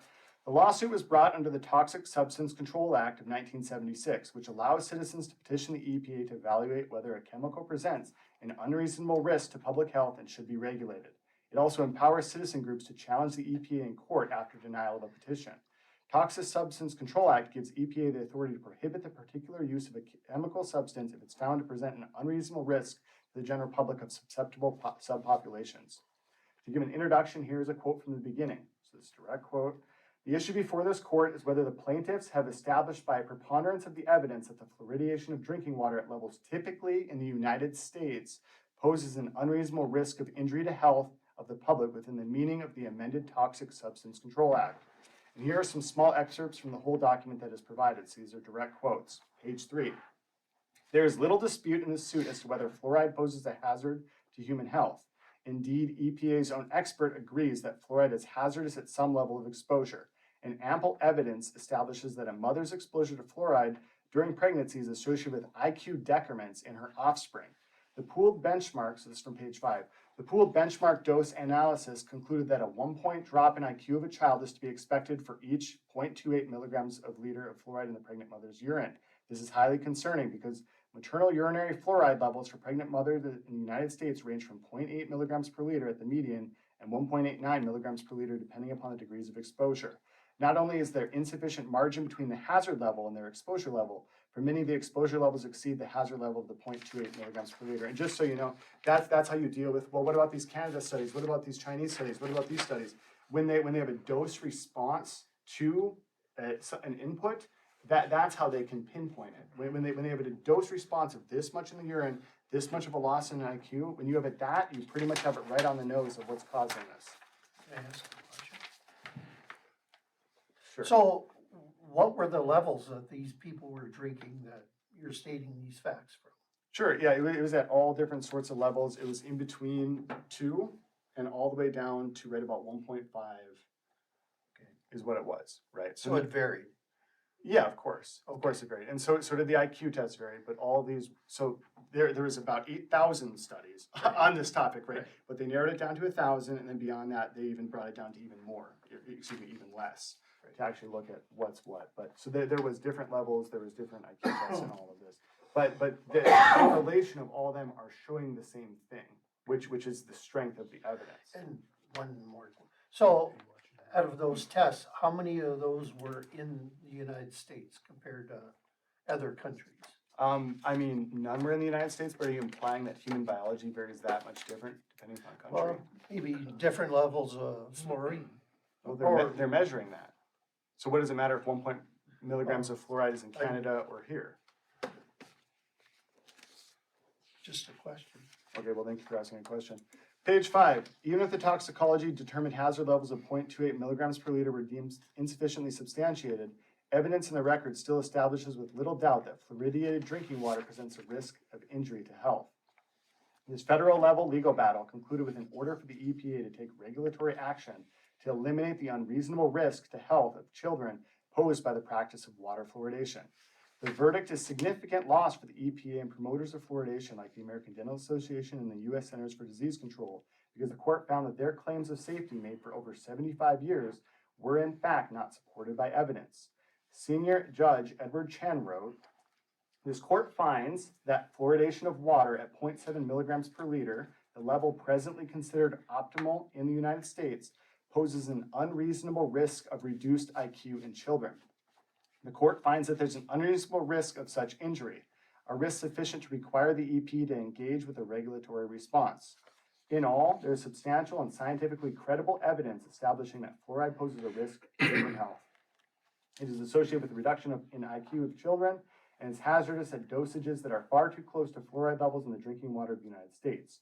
Reduced IQ poses serious harm. Studies have linked IQ decrements of even 1 or 2 points to reduced educational attainment, employment status, productivity, and earned wages." I want to go quickly back to Johnny Johnson, his debunking document, because he had one specifically, which might have been cited, I'm not too sure, but about the court case in California.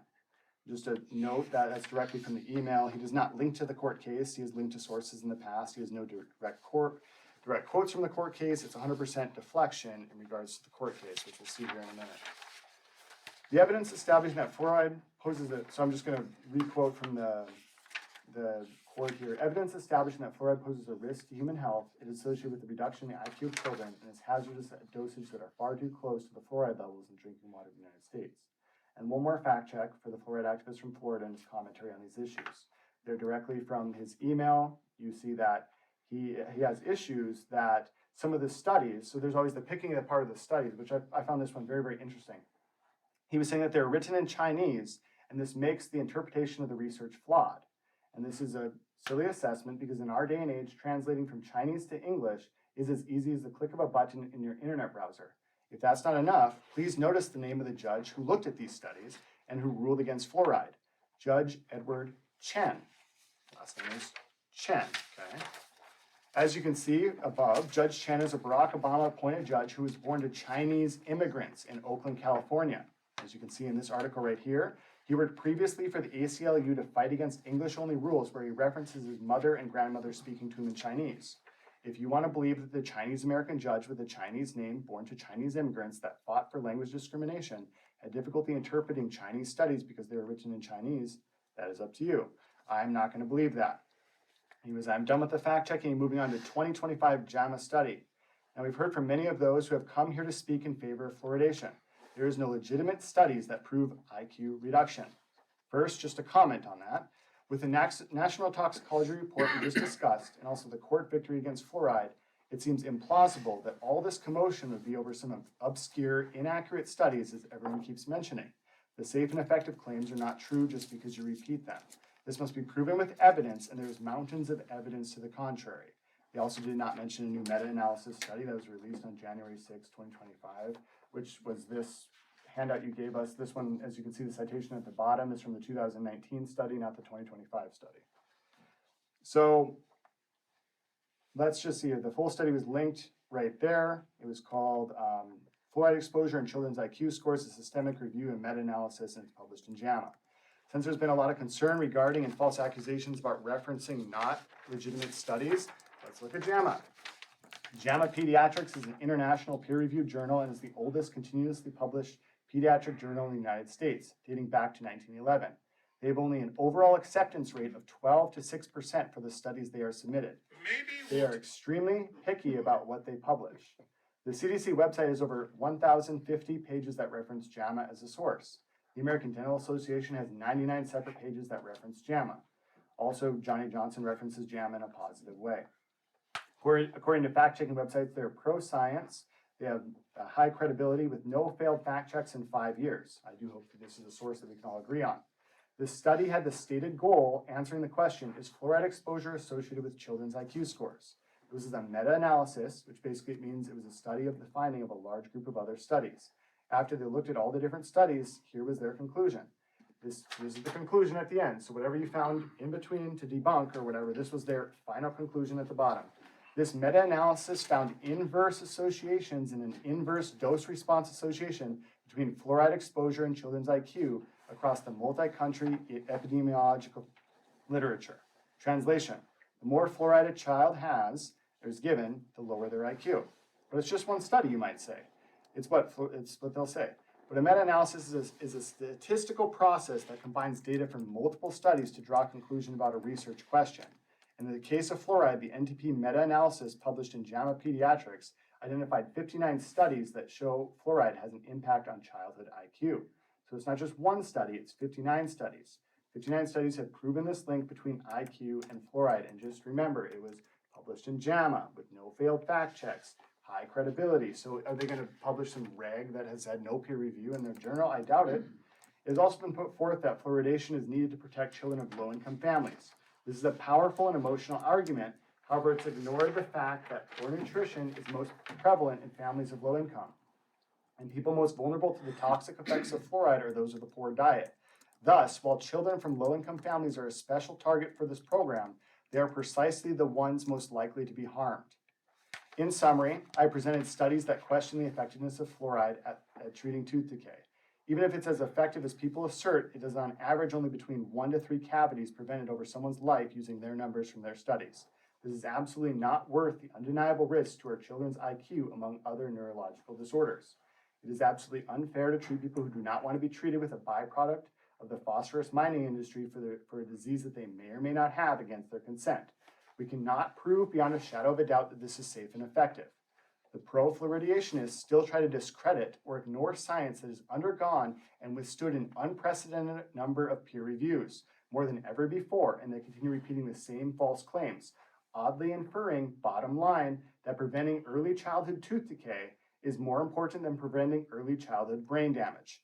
Obviously, the former can be repaired by routine treatment, often in just one dental appointment, while the latter can result even before birth and remains for life. To reiterate that last point, why would we want to risk brain damage which you cannot fix for 1 to 3 less cavities over a lifetime, which is easily fixable by a dentist? We must end this community health malpractice in our great city of Washburn, North Dakota. Thank you for your time. I'm open for any questions. Mayor, can I, Yeah. was that speaking as a city commissioner or or a Absolutely. citizen? Okay. Can I come up? Sure. I just have a few things. We would prefer that. One thing, it's not just this town, a lot of small towns in North Dakota. And that's the way a lot of it is, but the stuff has to be put online before noon on Thursday. And then it's not out till late on Friday. We were unable to view any of this stuff. You know, like if you look at the city of Bismarck, they have more transparency, and I'm not saying there's a lot of towns like that. All they have is the thing, but to provide a hyperlink or something. A lot of this, how many pages was it? So all the actual sources have been available since the 22nd of January, but the whole write-up was submitted on Thursday. But we don't get to see that. As a commissioner, you get to see that. You can request it from the office. I didn't know it was gonna be like that. We could have answered some of these questions and brought some things forward. And it'd only give us a day or two. Like for the city of Bismarck, we actually have to have it in before noon on Tuesday. They look at it, they get it out either late Wednesday or early Thursday, and that's for a Tuesday meeting. But I made these same arguments at the legislature, which I know, I heard it again. I Right. knew what some of the stuff you were gonna do was, because I knew you were gonna go down the same route. Right. It was boggling. I did think I covered, some of the NTP stuff. Something about judges are experts in law, not in science.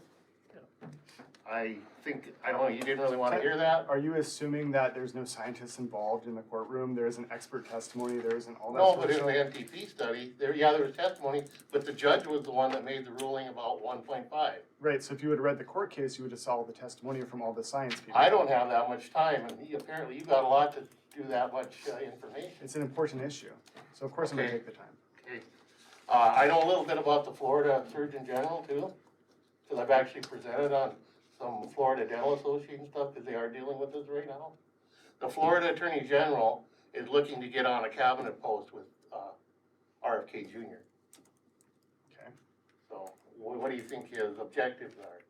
The health and safety of this community. Okay, so what you're saying, 1.5 is the cutoff point and with everything else, and wouldn't we all be dead? Wouldn't we have, none of us survived the womb, or? So it's not about death, but the toxicity is at 4.0, that's when you can actually have. So death and we'd that all sort have of been brain damaged for the last? It's quite 50 years? possible that we've absolutely raised the IQ of America, or excuse me, lowered the IQ of America by 3 to 5 points, absolutely. That's entirely would possible. disagree with that, but I would think, social media, cell phones, video games, stuff like that probably lowered the IQ of America. Yeah, I mean, for sure, there's other compounding factors. Exactly. But obviously, just because there's other compounding factors does not stop neurotoxic harm. And there are other health risks also that contributes to a child's brain activity, and that's if a woman drinks, smokes, doesn't have a good hygiene, appetite, I mean, all those factors fall into how a child is. How many court cases have there been heard by judges and stuff? You seem to really hit on this one judge and think that he's all high and mighty. How many court cases have been heard and there have been rulings on these plus or minus, pro or con? Doesn't matter just how many have been heard, because like I say, I heard you really standing on this one judge's thing and he's all God almighty as far as I'm concerned. And it kind of went, wait a minute here. So this is the first one where it's actually against the EPA who regulates it, because there's a change to the Toxic Substance Control Just Act. one judge then. Just hang on. So it was amended where a citizen can petition, or a citizen group can petition the EPA, and if that petition is denied, then it gets a federal hearing. This is the first time that has happened since the amended. But before that, I'm sure there's tons of cases. Okay, Yeah. one I can second, answer that. one 'cause I- second. Mr. Krieg, will you state your name? My name is Mark Krieg, I'm a taxpayer resident of the Okay, just for the clock. city of If, Washburn. if I may just address Mark's point where he's talking about all these other contributing factors, if there's so many other contributing factors, why would we do anything that could increase that, right? Like, why would we wanna do Well, anything I'm that could just- cause more harm? Just because there's other sources of harm does not mean that it's okay to introduce more harm. If there is other sources of harm, the best thing to do would be to pull away any chance of harm and increase the margin of safety between our residents and that.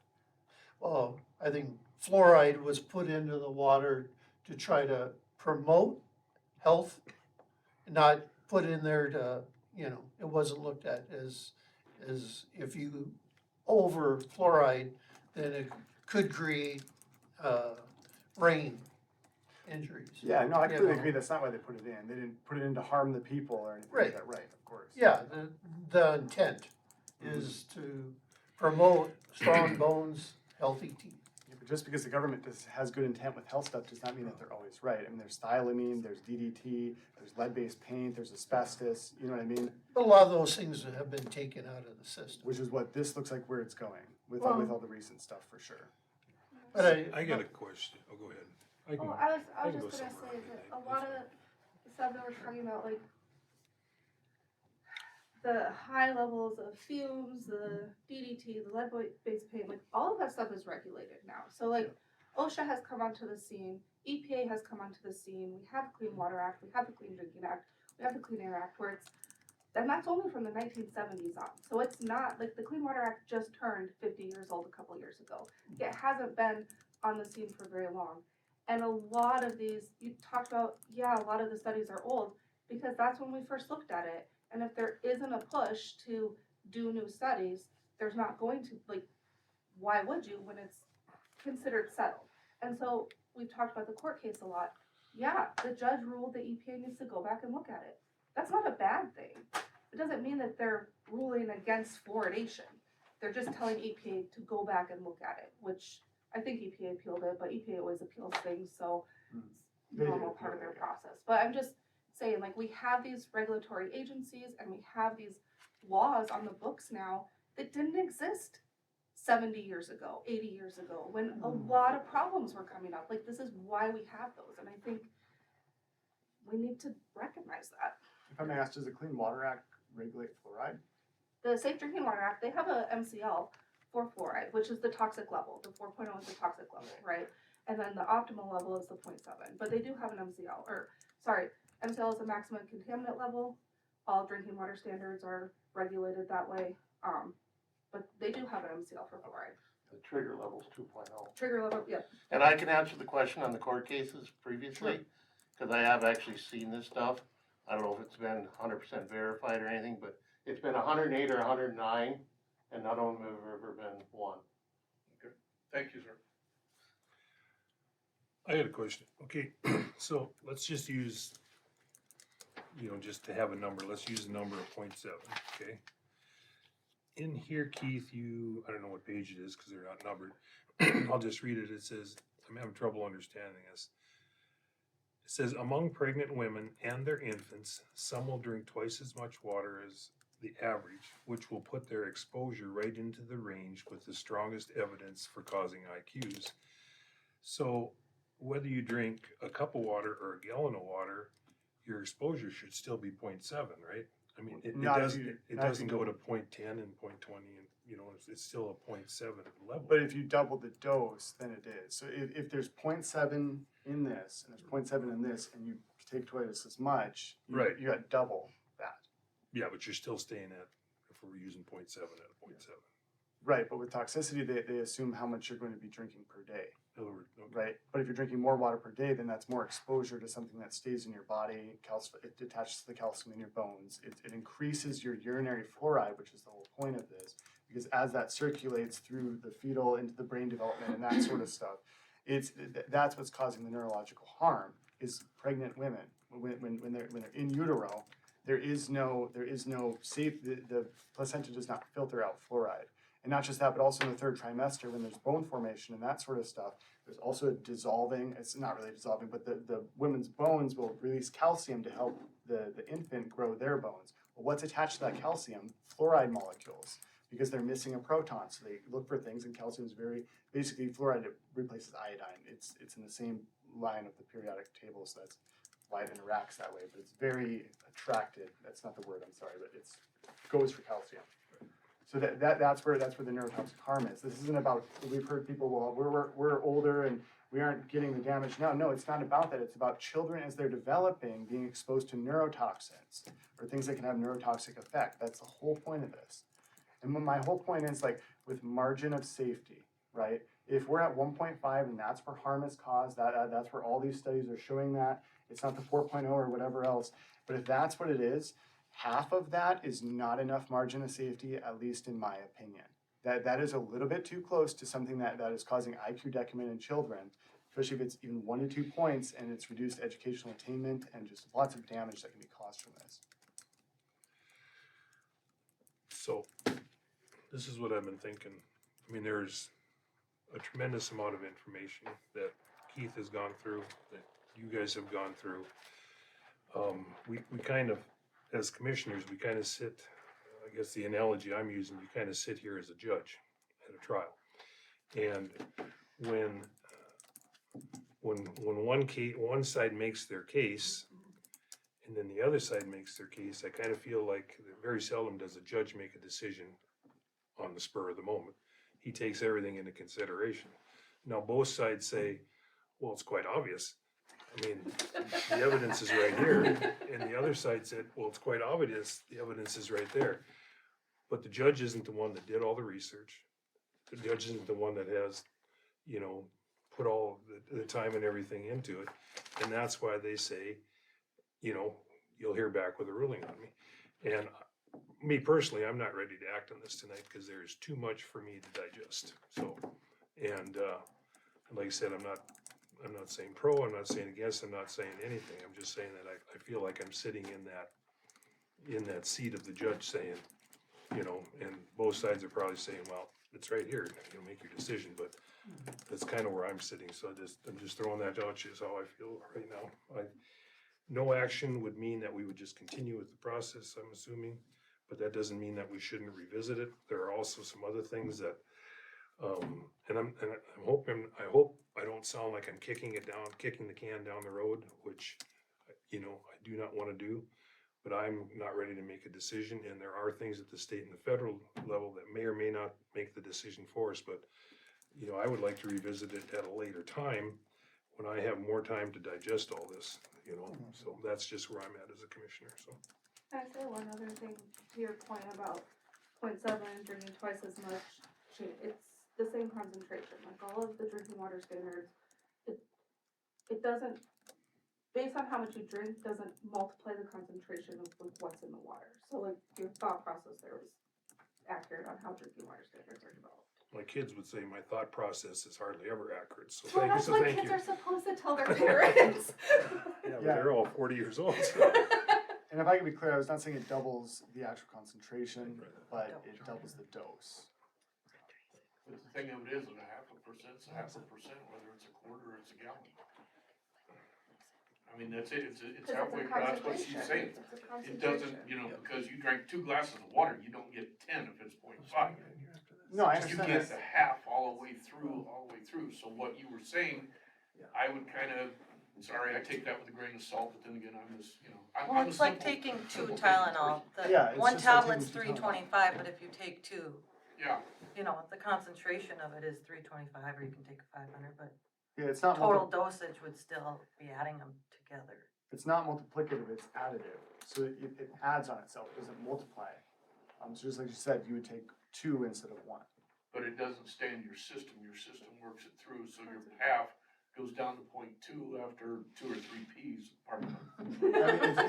And then all of a sudden, you take another drink and now you're back to, maybe a 5 or maybe a 6. If you're doubling what you're saying, I mean, that's just everyday thinking here. No, and I understand what you're saying, but if the input is twice as much, then the stuff flowing through the body is twice as much as well. But you have more liquid in the body because you've ingested twice as much. But you don't get rid of the fluoride as quick as the water. No, you it attaches to your consume it bones, with. and it's something that Is that what you're builds, saying? that's why it's in urinary fluoride, yeah, and that's why it builds throughout it, yeah. Cause it's very attracted, it's always looking for things to attract to, like calcium and other stuff, but. Well, thank you all for your time. Thank you. It's very Yeah. appreciated. Thanks for your public input, I appreciate it. Yeah, there's lots to learn yet, so. Yeah, I'll just do a final statement if that's okay. Sure. Just final little statement, okay. I have a reasonable solution for this. It seems very, and just so you know, we all have something we all come from an Adams. At least we have something in common, guys, you know? We should get you a Okay. crown. I know, right? I have a reasonable solution for this. It seems very obvious that there's the possibility for harm with the addition of fluoride to our water supply. As the studies have shown, the more you have, the more risk. And do not get me wrong, our water operators are doing the absolute best job they can possibly do. But due to the accuracy of the equipment we have provided them, we are consistently end up at a level 30% higher than the target of 0.7 milligrams per liter. In 2024, we were consistently at 0.9 to 1.0, which I have the chart from the state here. The river is naturally 0.4 to 0.5, only 0.2 less than the recommended 0.7 milligrams.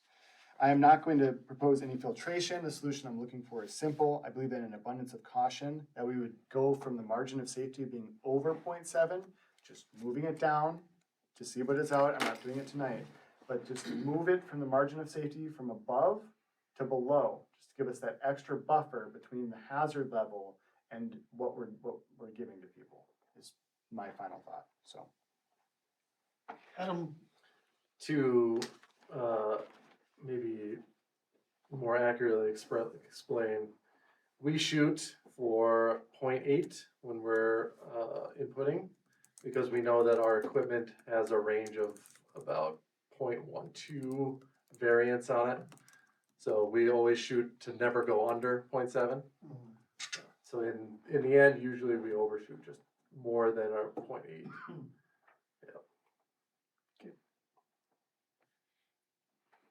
all right. Anybody have any more discussion or questions? I know I should be, oh, One. I know this is kind of silly and, you know, has anybody put out anything to get community input, whether they want it or they don't? Because you got 1, 2, 3, 4, 5 people that are judging for 1,864 people. I guess Have you put anything out to say, we'd like your input, yes or no?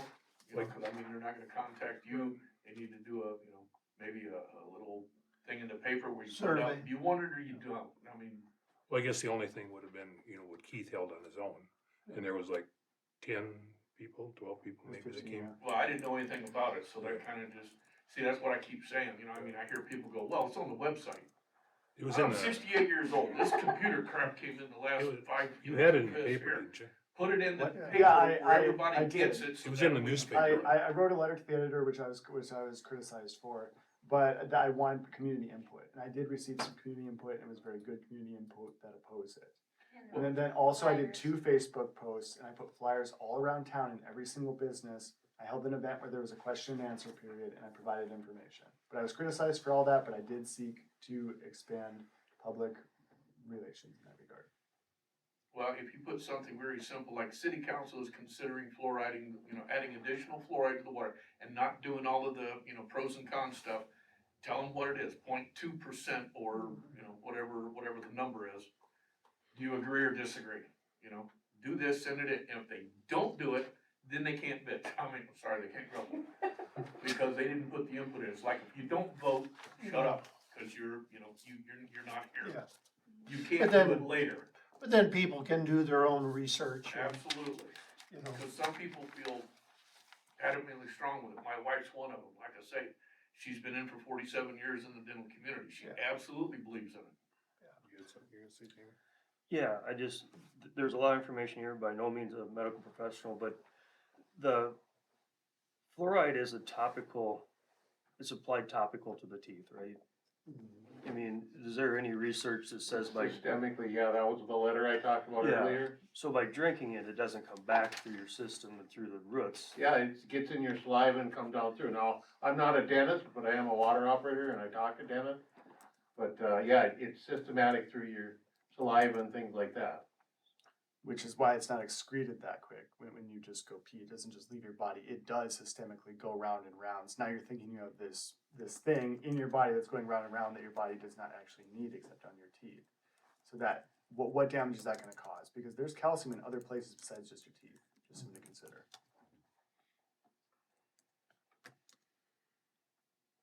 I'm just going to point out that Keith's thing was not posted to the city website because he did that as a citizen and not as part of the city. So it was not done on our city website in regards to that. So you wouldn't have found it on our city website.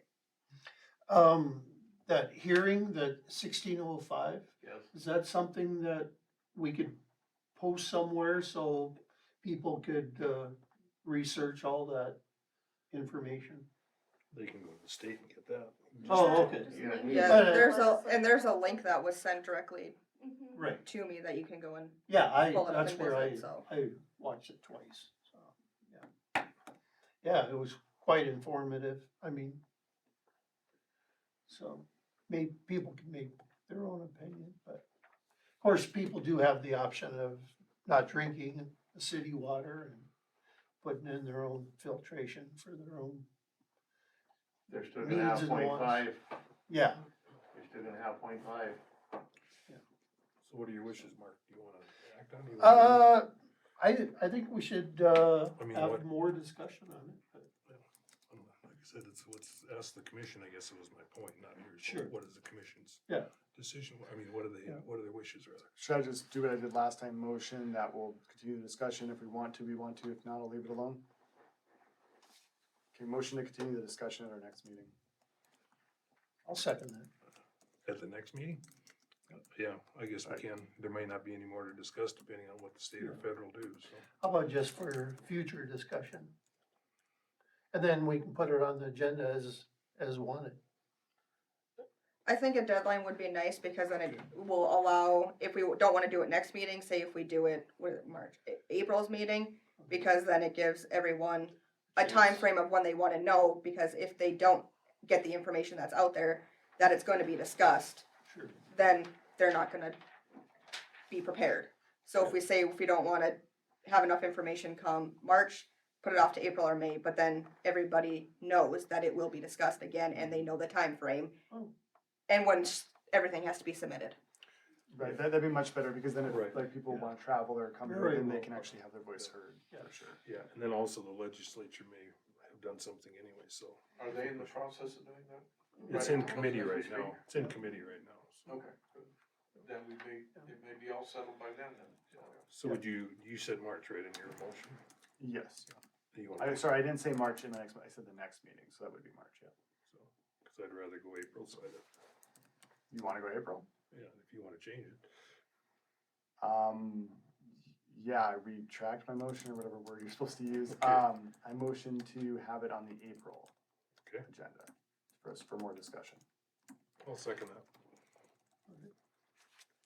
Any more discussion? Not, Ken? Yes. Yes. Yes. Yes. Yes. Can we have a 5-minute recess before? Sure. Before I grab up? Yep.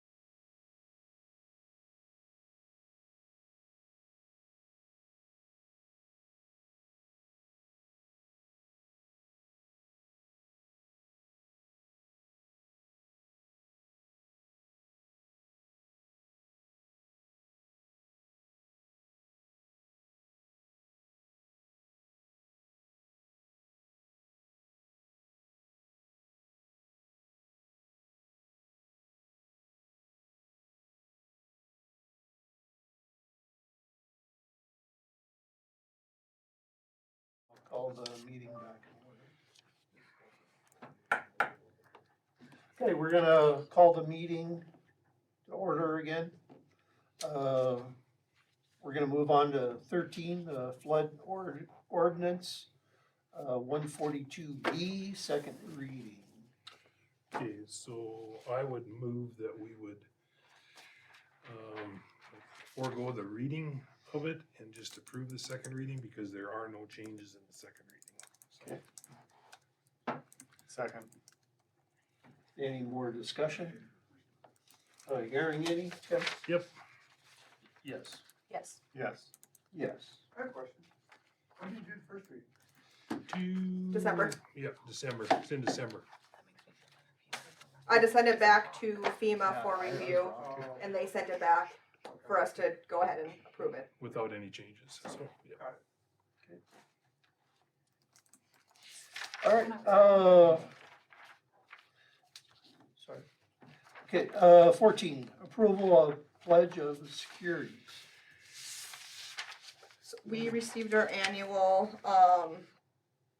I think we actually get this twice a year, from the Board of Directors for Community Bank. For our pledge of securities, they approved it at their January 28th board meeting. The total of the public deposits on December 31st of 2024 were $16,297,475.97.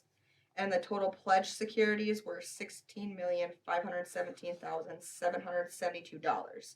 The current value of securities pledged as collateral for deposits as of the quarter end, December 31st, 2024, meet the FDIC requirements. I would move to approve the pledge of securities. I have a question. Are we on track for our budget for the year? Well, we're 1 month into our budget, Okay.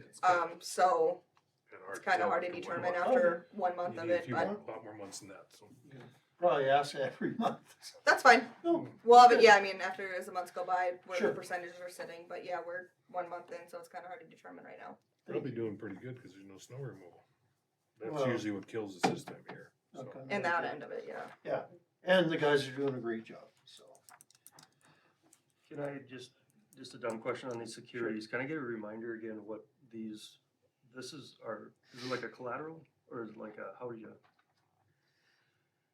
explain it? It's more of a guarantee.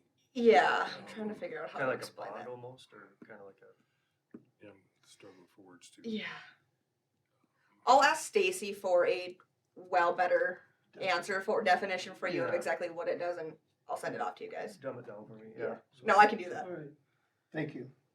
All right, any more We didn't vote on discussion? it, did we? Okay, yep. Not hearing any? Yes. Yes. Yes. Yes. Yes. All right. 15, holiday pay for seasonal help.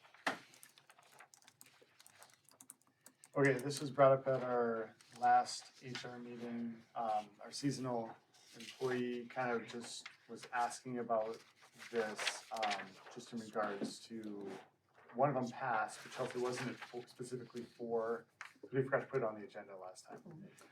But it was for a holiday that just happened, and there's like 1 or 2 more.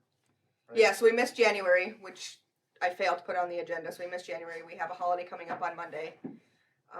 And then we have Good Friday, which is April this year, and then Memorial Day. So those ones coming up. And if we're gonna keep him through the summer, it was just a question brought up that as he is forced to take the day off because we are all closed, if it is something that we could offer to him, being as we have kept him on throughout the winter. Because he's full-time, right? Full-time seasonal. Full-time seasonal, yes. But I mean, he's working, Yeah. I mean, he's Yeah. working Yeah. 40 hours a week. Yes, he is. Correct. Yep. And he doesn't get any of the other benefits. No. Correct. So he's just asking to have that steady income even when holidays are. Mhm. And a little bit of history throughout different times when I've worked here, they have given seasonal people holiday pay. It's kind of just depended on the auditor at the time. It's never really gone through. Well, it's never gone through the commission as far as I'm aware. Okay. That's real good information to know. It just kind of depends. Answer my question. So right. HR is recommending it, or? Yeah. Yeah, we're recommending, he's doing He's a an good excellent job. worker. It's not asking much. He's not asking for. You guys wanna make a motion? I'm at my limits. I'm gonna Would make there a be- motion that we Yes. give the seasonal full-time employees holiday Hey, Second. You said seasonal. It's Or- discussion. sorry. Oh, go ahead. What if we hired just a seasonal person, just hypothetical? If we hired just a seasonal person for the summer, you would just full-time seasonal or also seasonal? I guess is, I would think just full-time season. okay, Yeah, just wanna make sure we make the distinction. 'cause this is a special thing, he's gone all year long with us. Huh? What's the difference if they're seasonal, they're working full-time during, while they're here? Well, like 6 months or so, 3 months or whatever in the summertime, they wouldn't apply or So the summer help, working full-time, did they get, like paid for 4th of July and that No. type of thing? That's Not what he- currently. That's what he was saying. Not to currently. Oh, okay. Differentiate between Yeah. how we kept Yeah. Ben on. Yeah, I guess they technically would be full-time seasonal. I don't know what we're calling Ben, honestly. Extended seasonal. if they're working more than 6 months full-time, maybe. Or, so you eliminate the 3-month people, they don't really apply, but You could make it so it only, well, you can make it so it only applies after the probational period, but then a full-time employee wouldn't get it unless it's, if you're counting only seasonal people after, Right. after probational. Can you make it just for Ben, or is that like discrimination or something weird like that? Well, it can be on as like a determined basis. Yeah, Okay, so yeah, so Cause that basically gives the it'd be- commission jurisdiction to decide then. So would we make it undetermined on basis, and then after that, give it to Ben on that determined basis that we just made? I think so, because Erica gets certain benefits based just on her, I Okay. believe. She did prior when she Yeah. was part-time, and Right, that was sorry. changed in her ordinance. I mean, she's full-time now, so she gets full benefits. But when she was hired, she was just part-time, and after a year and a half or something like that, she was given, benefits to an extent. Just give them partial benefits. Partial benefits, there you go, I can't thanks. remember all she got, but yeah. Would you consider amending your motion? Well, I can just adding- rescind my second if she wants to rescind her motion and start over, so, I'll rescind my motion. yeah. should have something to say with, 6 months or longer, full-time, basically at 40 hours. I mean, so we eliminate Just the apply to him, right? 3-month summertime period.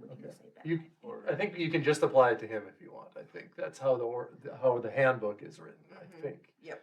Yeah, So you can, So I could motion to give Ben yes. Yes. holiday pay going forth. okay, I'll second that. Okay. Any more discussion? They complicated it, not me. I don't know, I put myself out there, that's what happens. I, one question. Okay, for summer help, like say during the summer, if, say the 4th of July is during the week and we're closed for the 4th of July, can they make up their hours and, or if If they- the work is there, yes, like but not, mowing and- but not just mowing like till 6 when the rest of us go home. We don't usually allow that. Okay. Yeah. Just want to verify. Yeah. Okay, that's my only question, so. All right, Tim? Yes. Yes. Yes. Yes. Yes. All right. 16, janitorial help discussion. Okay, this one was a little interesting. We did 3 interviews, right? All excellent applicants. The front runner, you could say, that was from the interview, from the application, it was like, okay, application, interview, even more. We decided to go with that individual. But that individual contacted us before they knew about the decision, and then they're starting a business in town, and they want to basically say what they said about their pay, right? They want possibly business level pay, which would be $5 to $10 more than what the job was offered at. So we kind of just talked about that a little bit, then we talked to that individual as well, a possibility of, depending upon what we decide here, I guess, but possibility of doing like a trial period for the 20, and then if he exceeds those expectations, moving to a business relationship, because then obviously you save a little bit, with like, what is it, like what happens when you get hurt? The workman's comp and like that sort of stuff. I don't know if that actually saves us any money or not, but. He's part-time, so they would be part-time, I guess. Right, so I mean, it's, maybe the benefits aren't even there, but that's why we wanted to just bring it up, cause it was like, ooh, cause you guys obviously gave us the liberty to like, oh, that's the one, boom, get it done, but now we had a little roadblock, so we wanted to bring it to the rest of the commission.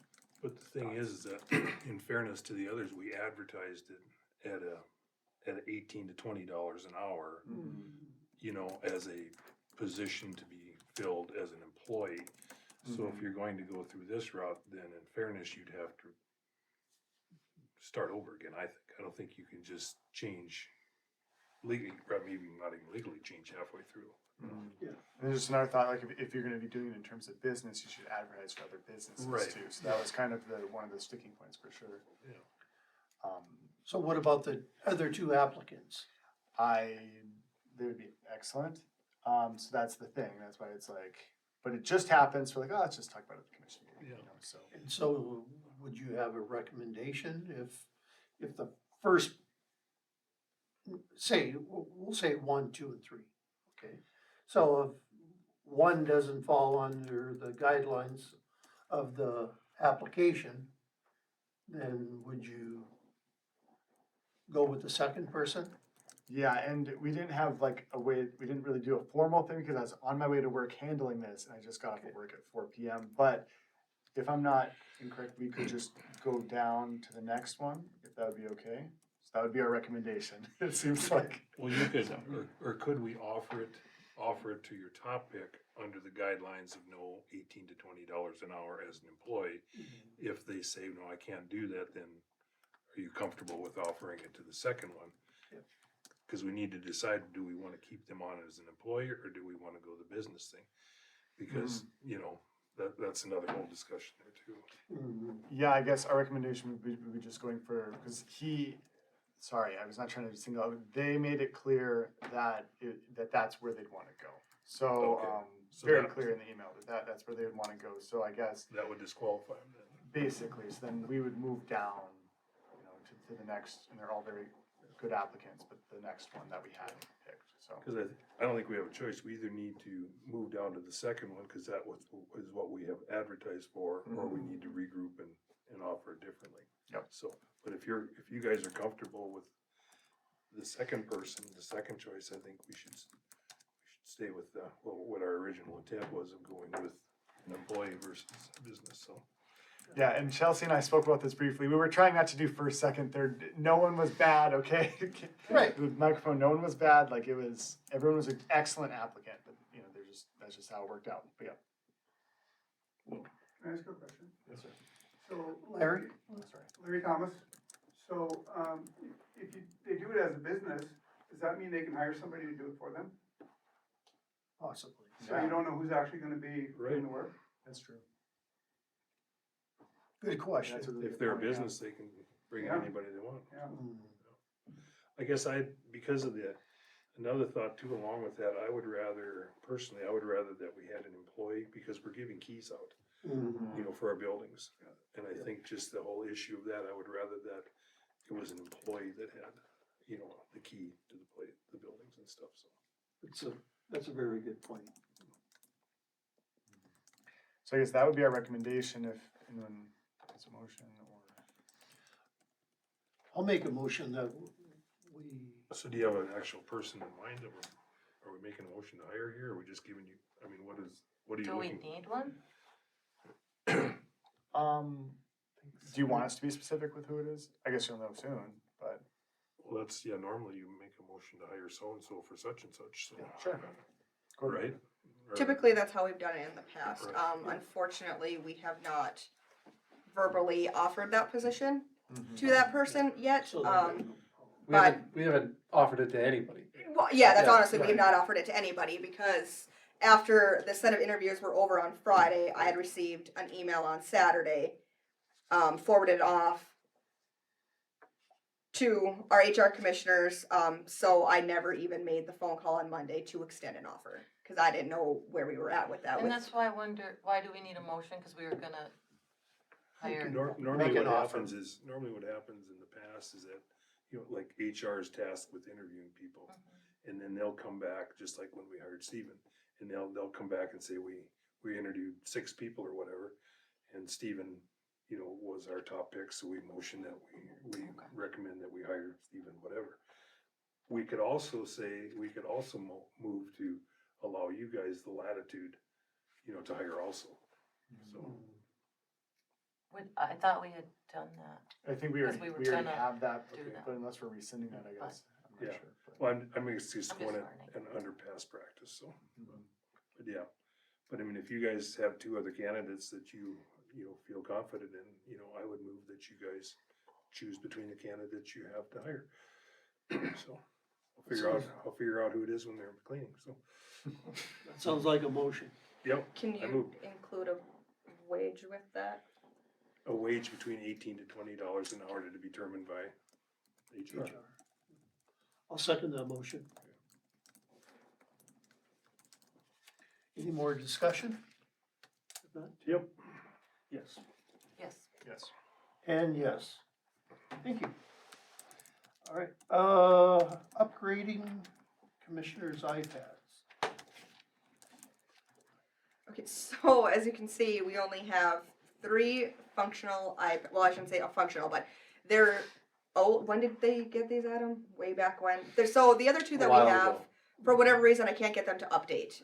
These ones we're still fortunate that can get access to it, but I can't get Adobe on the other 2.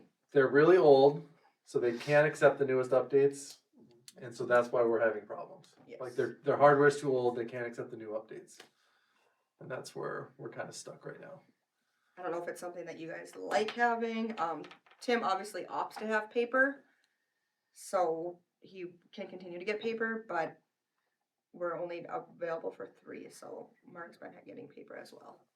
I would prefer to opt to an iPad. It's a little bit easier to follow through than for me to run the meeting and then go 95 through it. pages. Yeah. Save on paper. I'm planting a tree this year. Well, Mark brings up a good point, because the saving on paper, because we were like, oh, iPads are expensive or whatever, but, you know, so is printing off. Yeah, ink, Yeah. everything else. Yeah. So, I guess I have commentary just specifically on these iPads. I looked up like, Amazon prices for the past 2 years. It's just a website called Camel. They were $440 2 years ago. They were $440 last year. They would dip down to about $340, which is even less than what this currently is. It appears as if they go on sale for $249 during Black Friday for a savings of $30. I'm not sure we really want to save that, or wait that long, but just figured I'd give you that information. So they are at a really good price compared to historic data. So. And when we were talking about this in HR, Keith brought up the possibility of getting keypad. If that's something you want, that's a cheap add-on. It's not, you know, if you think that'd be useful for you, it doesn't add that much more to the price. And if you don't want it, then we don't have to get one for every single iPad. It's an option. Yep. The main benefit that I was proposing with that is because then you could actually search the document. So like, let's say you're at home and you read something. Oh, where was the thing about the yellow sticky note? Okay, then you can have a keypad, go find the yellow sticky note, and it'll bring you right to it, rather than trying to, you know, that sort of thing. So, yeah. So that was the only thought with that. But. Is there discussion to maybe upgrade all the iPads then, or just? I think you should probably get all 5 of them, shouldn't you? I think we would just, we'd get 5 brand new ones. Oh, Yep. all right. I'll make a motion that we upgrade our iPads for the commission. Second. Oh, go ahead. Any more discussion? Yeah, I guess just the thought with it is best to do all of them, like Adam said, with the software updates. Eventually, even their stuff becomes outdated, and then when you click on it, it says, you must update, then you can't update. So it's just bricked, you know, so. Okay. And then, if anybody wants to talk to Chelsea, if they want the keypad, just, let her know before we order. Is that all right? All right, Tim? Yep. Yes. Yes. Yes. Yes. What do you want to do with the old ones? Can we keep them as a backup? Or? I think so, technically, yeah. Good. Or do we have other uses to take them out in the field or I don't anything? think so, they're too old. Okay, Yeah, we have a newer iPad that we do take out in the field. okay. You could probably put them up for, sale. I mean, it's public material, so yeah, put it up for bids. Right, sell it, yep. so, Yeah, I'd like to use them in-house if we could, but if not, then, They're old.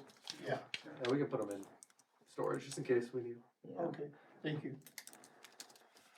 Alright,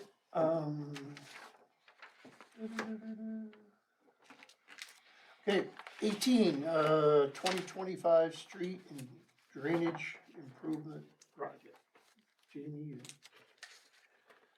Yeah, if you guys wanna chime in too, this has, been presented by Eric, right, at the meeting. We did, when we looked over the chip sealing, he was here on that Friday where you were here and Adam was also here. So, this one's kinda unique, cause it has that drainage with it as well. And the total cost is what, dang near twice as much as the last construction project. I mean, so we're Projected. projected, Yeah. That's what, Right. that's including the drainage, right? yeah, that was the whole thing. So, some of the conversation, okay, here's my thought, if you did go with the whole thing, I would really strongly advise we set up the special assessment committee beforehand, before we even tell them to give them a go-ahead to bid the project out. I just feel that this is gonna be quite a shocker that we don't wanna find out later. Wasn't there something in the drainage where there was opportunity for state funding or grant, not on the asphalt, but, cause there was some grants out there, remember, Larry? Yeah, you could, talk with, Plain County Water Board, Right. which Lynn is part of. Yep. And, I think there's some other ones too. He would know, Yeah, where you could possibly get funding to help with that. cause there was talk of a share project between McLean County Water Board and Washburn to be able to get a grant, so that would be one thing that may help alleviate some of that. Right. You wanna explain the drain issue area for and then the culverts? Yes, long story short, I guess being in Washburn, the directions are maybe a little bit off, but basically, we got water coming in from the field from the north that is currently, there is a channel, or basically a drainage way where it comes through, the properties into that field. And from that field, there's a 21-inch line that picks up at the other end of that field and takes it over to a ditch now. And on the drainage, what their A2S is planning is basically trying to divert it before it even gets there and take it around, basically down Rough Rider Road versus letting it come across the field, then pick it up. So, does that sound about? Yep, to put it maybe in a little more plain words, anybody that's lived in town that's gone up across the highway in the spring, in a fast melt or after a heavy winter, there's water on the road, just running down the road. And we're trying to stop that because it definitely damages the road. And then the culverts and then the ditch along there is undersized. Yep, we're trying to get, well, two different directions for it to go, basically. Well, it already goes one direction, but we're gonna improve one side and maybe divert it a different way. It's a whole thing, yeah. And so just the other thought we talked to Eric about is, obviously you wanna do the drainage before you do the road. And if this is, of course, we can, like Larry said, we could, look for grants on that, but if anything, would we wanna have A2S split that up and maybe we do the drainage, for sure, and the road second or later? I guess is a thought. I think something to consider is that, in the total cost of the project, stuff that would be assessed, well, I guess I shouldn't speak on this, but I don't believe that the drainage part of it would probably be assessed in the same way that like a water project would be. Right. cause you're mostly diverting off a field, it's not really those people's fault that. Yeah. Right. It's, yeah, It'd be more of a, same type of thing as your asphalt would be. Yeah. It would just be, it might just probably be all over, Yeah. or it'd be covered by 1 cent sales if that's the direction you wanna go, or a grant, or. yeah. Jamie and I, we discussed that a little bit, and he wants to talk with Keith about it, is utilizing that 1 cent sales tax to take care of some of these drainage issues, so it doesn't fall on the property owners. But there is grant money out there. Right. Because we wrote. Also. We missed one Yeah. one time, so there is, I would look at that first before just assuming the 1 cent. Right. Yeah. We're just Yeah, that putting Friday- everything out on the table, so. And then, even if we were to do that street project down the road, there's some information we're looking for is, you know, have they done, core samples under the road to find out what? Yes. Everything is all done? Yep. Right. Core samples have been done for Cross Highway.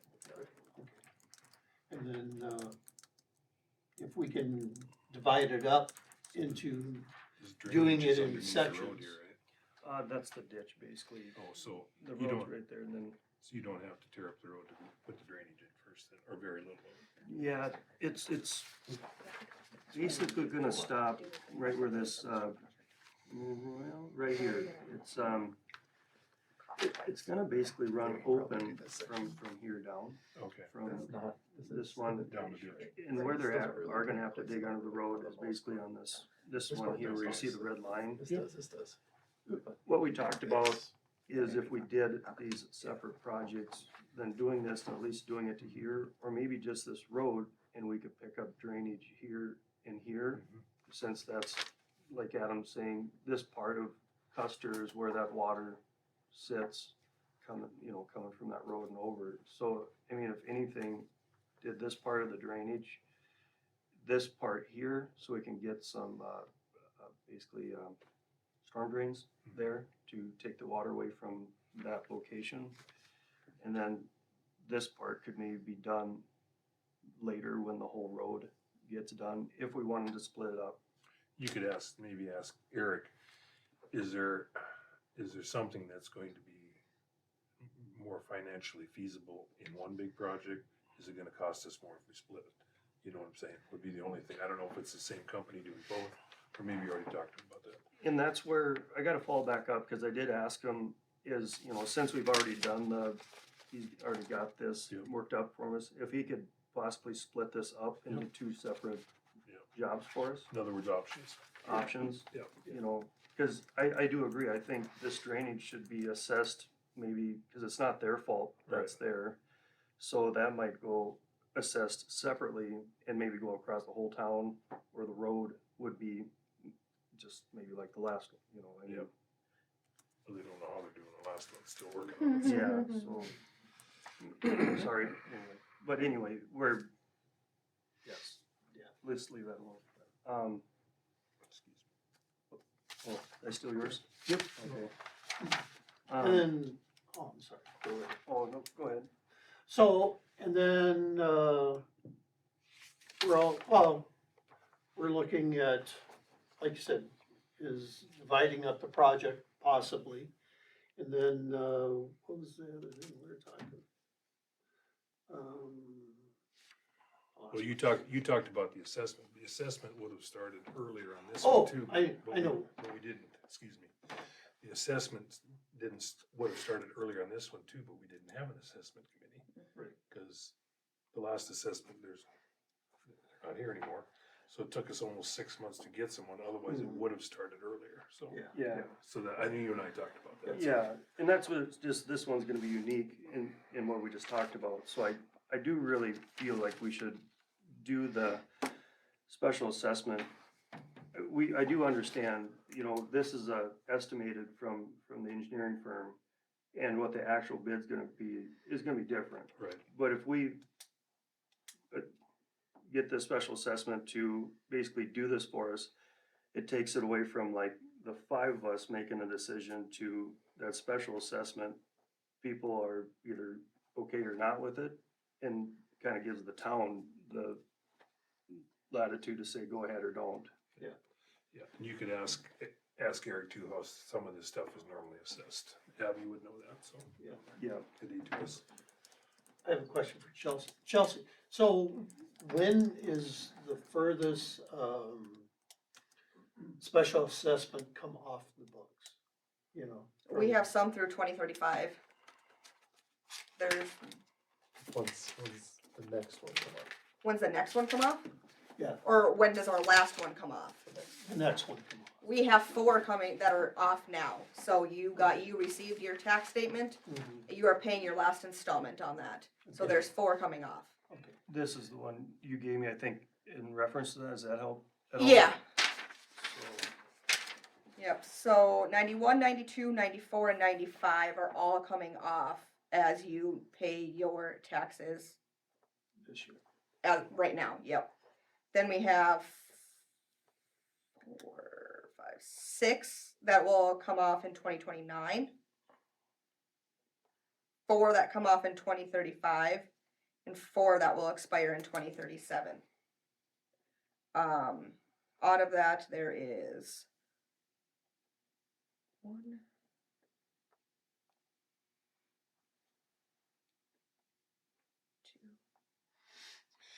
2, 3 that are water. 4 that are water. So there's a paving one, a seal coat one, just for perspective, and then there's a couple water and sewer ones on here. One of them was, I guess, only 5 properties that were on there. One of those 2035s are only 4 properties, and there was a sidewalk one done that expires in 2037, and there's only 13 properties on that one, so I guess you can kind of discredit some of those too, but there's still Yes, a good amount. Jamie and I talked about, you know, tried not to burden the taxpayers with you know, after this special assessment gets resolved, and then, you know, we're looking down the road to another special assessment, so we wanna kinda try to separate that out as far as we can, you know, and try to maintain the road up there as the best we can before we move forward with another street project. So you're gonna do some more research on it? yeah, so Okay. before we move on to some other stuff, yeah, we're gonna wanna talk about, for grants, yeah, Eric, I remember did say for the road would be, we'd have DOT. But I think he was gonna look into, I don't know if he brought this up, this McLean County Water Board grant, so, Cause the last one we tried for a couple of years ago, it was in order to qualify for it, it had to be joint between 2 entities. So the McLean County Water Board and Washburn, City of Washburn went in on it, and we didn't get the grant, but that was, so sometimes you have a better chance if there's 2 you know, political subdivisions that are involved, so. yeah. What little, I've kinda got so far is basically, it sounds like for water, there's a lot more grants for water and sewer than there is roads. Oh, yeah. Is what I'm getting. Yep. So Eric wasn't sure, and again, he can correct me next time he sees this, but he wasn't sure with this being drainage, if this applied or not Right. to a lot of those grants. Yep. But, Not to the water and sewer ones, it wouldn't. right, with this being drainage and not. So whom should go out and talk to the McLean County Water Board? Is that something we do through Eric, or is that something we do ourselves? I remember last time Eric, we gave him the number and Eric contacted him. You remember that, Larry? Well, I think last time, you know, I did talk with Lynn, and then I talked to that other guy that's, I can't remember his name. Yeah. He does surveying for him and stuff. Yeah. And then that's where, I think maybe Tim, if you just talked to Lynn to start out. Yeah, or Jamie could talk, you know, Lynn Yeah, over. Lynn, yep, Yeah. I could talk to Lynn. Talk to Or Lynn. Jamie. Yeah, you can talk to Lynn. Yeah, well, first you should ask Eric if there's any grants available like there was before where you would involve 2 entities, so. With 2 entities, yeah, okay. I mean, I would also think that, you know, the State Water Commission does deal with drainage also, so.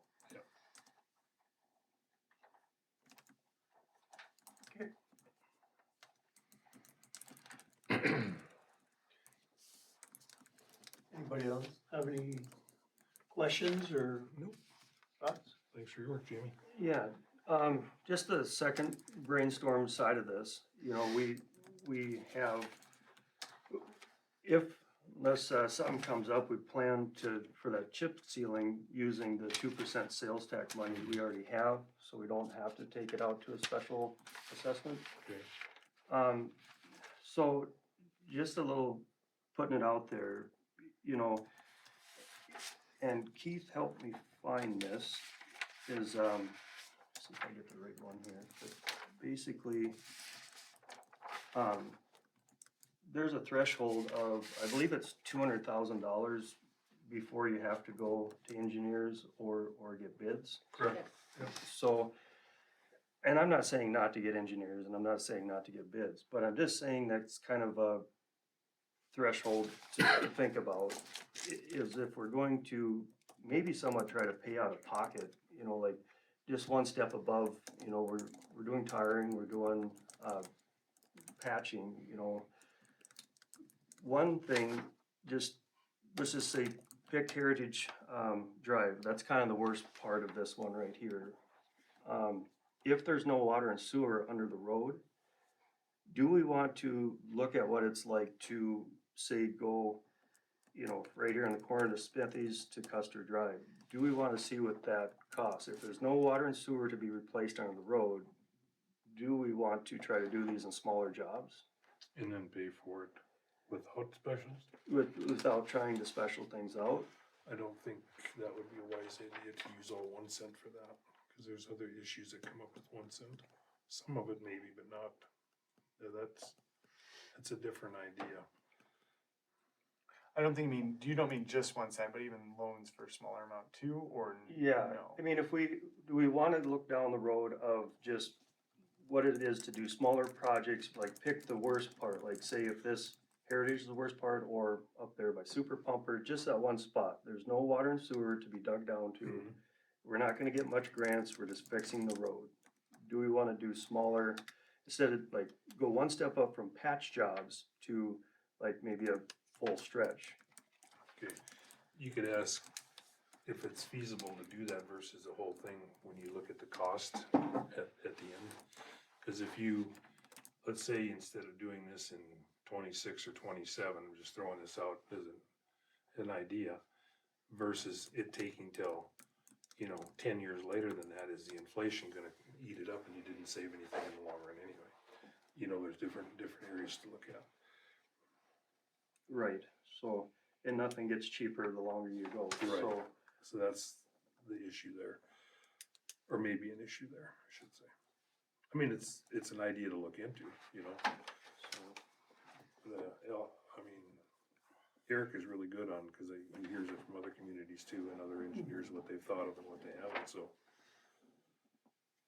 yeah, and those are some things we talked about on that. Excuse me, I know there has been other areas in town where there's been a half a block or a block thing that needed replacement, and everything around it was good, and they would go in and do that. But that, if I remember right, that was normally when everything around it was okay, there was just one thing here. Well, we've got such a huge area up there, if we start stacking it on top over a 10 or 15-year period, I don't know what your time frame is, I think the city's gonna be behind. It's gonna cost more than less, just because of inflation. So, anyway, just my thoughts, but, Yeah. I mean, it'd be worth checking into, so. So then I'll call Eric back and then basically see if he would split this up for us. So we could look at that, or if we wanna do the whole project, but, We have a price for the whole project, right, or an estimated? yeah, or if you, I guess, yeah, we know we have the price for the whole project, but maybe we wanna look at doing the drainage 1 year and then the roads the next or something. Cause you were looking at this price here, which actually, this 3.8 million, that's actually really close to what that project was projected at up there, but it came in way under. So that, if that being the case there, that might do the same thing, come in way under. So- Wasn't that one 2 million? Well, it came in. It was estimated originally at 3.2 million. Yeah, and it came in at 2.6 or something, or somewhere in there, whatever, About 2.4, I think. 2.4, so it came in quite a bit under, so. Yeah, so this is. No, it was 2.8. 2.8? I think it was estimated at 2.8.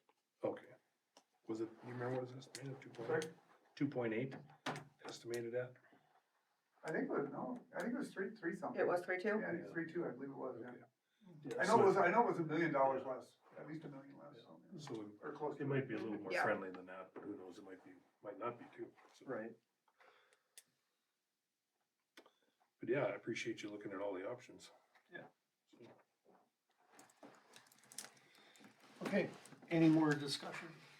If not, we'll move on. A2S isn't here. Adam, do you have anything? Nothing. Okay. Portfolios, new business? Tim, do you have anything? No, mine is kind of on hold, cause FEMA's on hold. Sure. Jamie, you don't have anything more? No, nope, I kinda stated what I had, so. Okay. The library door, Candy picked out a color, and Clover Construction will be doing that in March sometime to make it ADA accessible.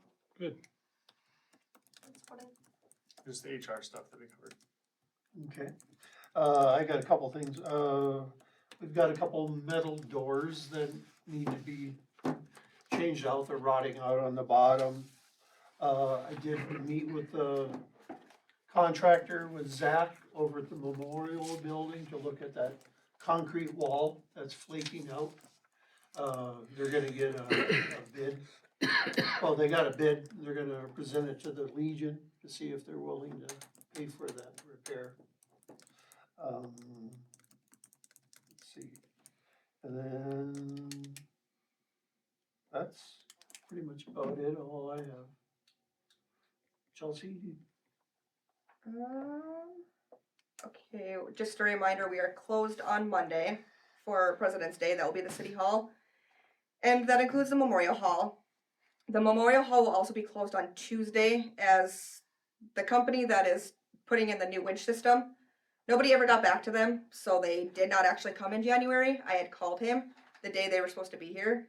So I set everything up with him. They will come on Tuesday, so because they have to measure do some pipe measuring, so they can have the custom brackets, and that'll take anywhere between 3 to 4 hours. So we're just gonna close the hall down for open walk on Tuesday as well. And then it'll be closed for probably 3 days, starting March 17th, when they come in and actually put in the whole new system.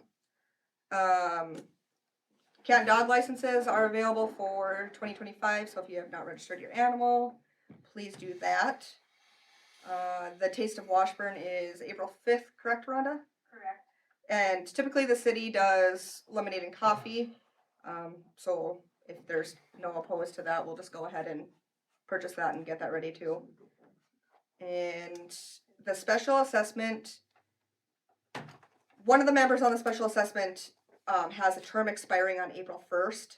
So to stay ahead of the game, if anybody is interested in being on that committee, and they can reapply to be reappointed, but if we can get a letter of interest so that we can get that done in March, as we all know how that's going already.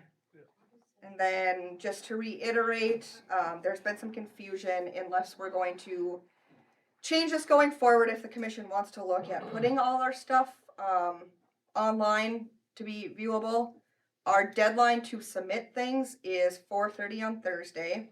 I do ask that if you are going to bring any information that you are going to hand out, it does get submitted through the auditor's office first, so that can all be presented to the commissioners prior, so they know what they're looking at coming to the meeting. So that opening for special assessment, you'll put that on the city website also? Yeah, Like and I'll you- actually like- probably put it in the paper too. Like you normally do? Yep, Okay, all right. yep. Oh, I do have one other thing. So who's doing our janitorial now? Or seasonal? It's kind of a team effort. Yeah. I did receive a couple complaints about the bathrooms in the Memorial Hall, so downstairs and upstairs, so. Okay. We need to do a little bit better job. Pass that on. That's all I have. Adam, what do you have? So you have my quite small report. For the most part, in January, we've been working on that service line inventory. it's been a pretty big team effort. At this point, we've been into over 200 houses, gotten those lines identified. So you add that to the number of people that responded to the survey, we're over 300 now, so over halfway. We're hoping to be done by mid-March, for the most part. I mean, there's gonna be some stragglers, but we're hoping to close that out for the most part, before the spring shows up and things get busy, depending on the snow, obviously. And that's pretty much it for me. Okay, thank you. Next meeting, March 10th, 2025. Meeting adjourned.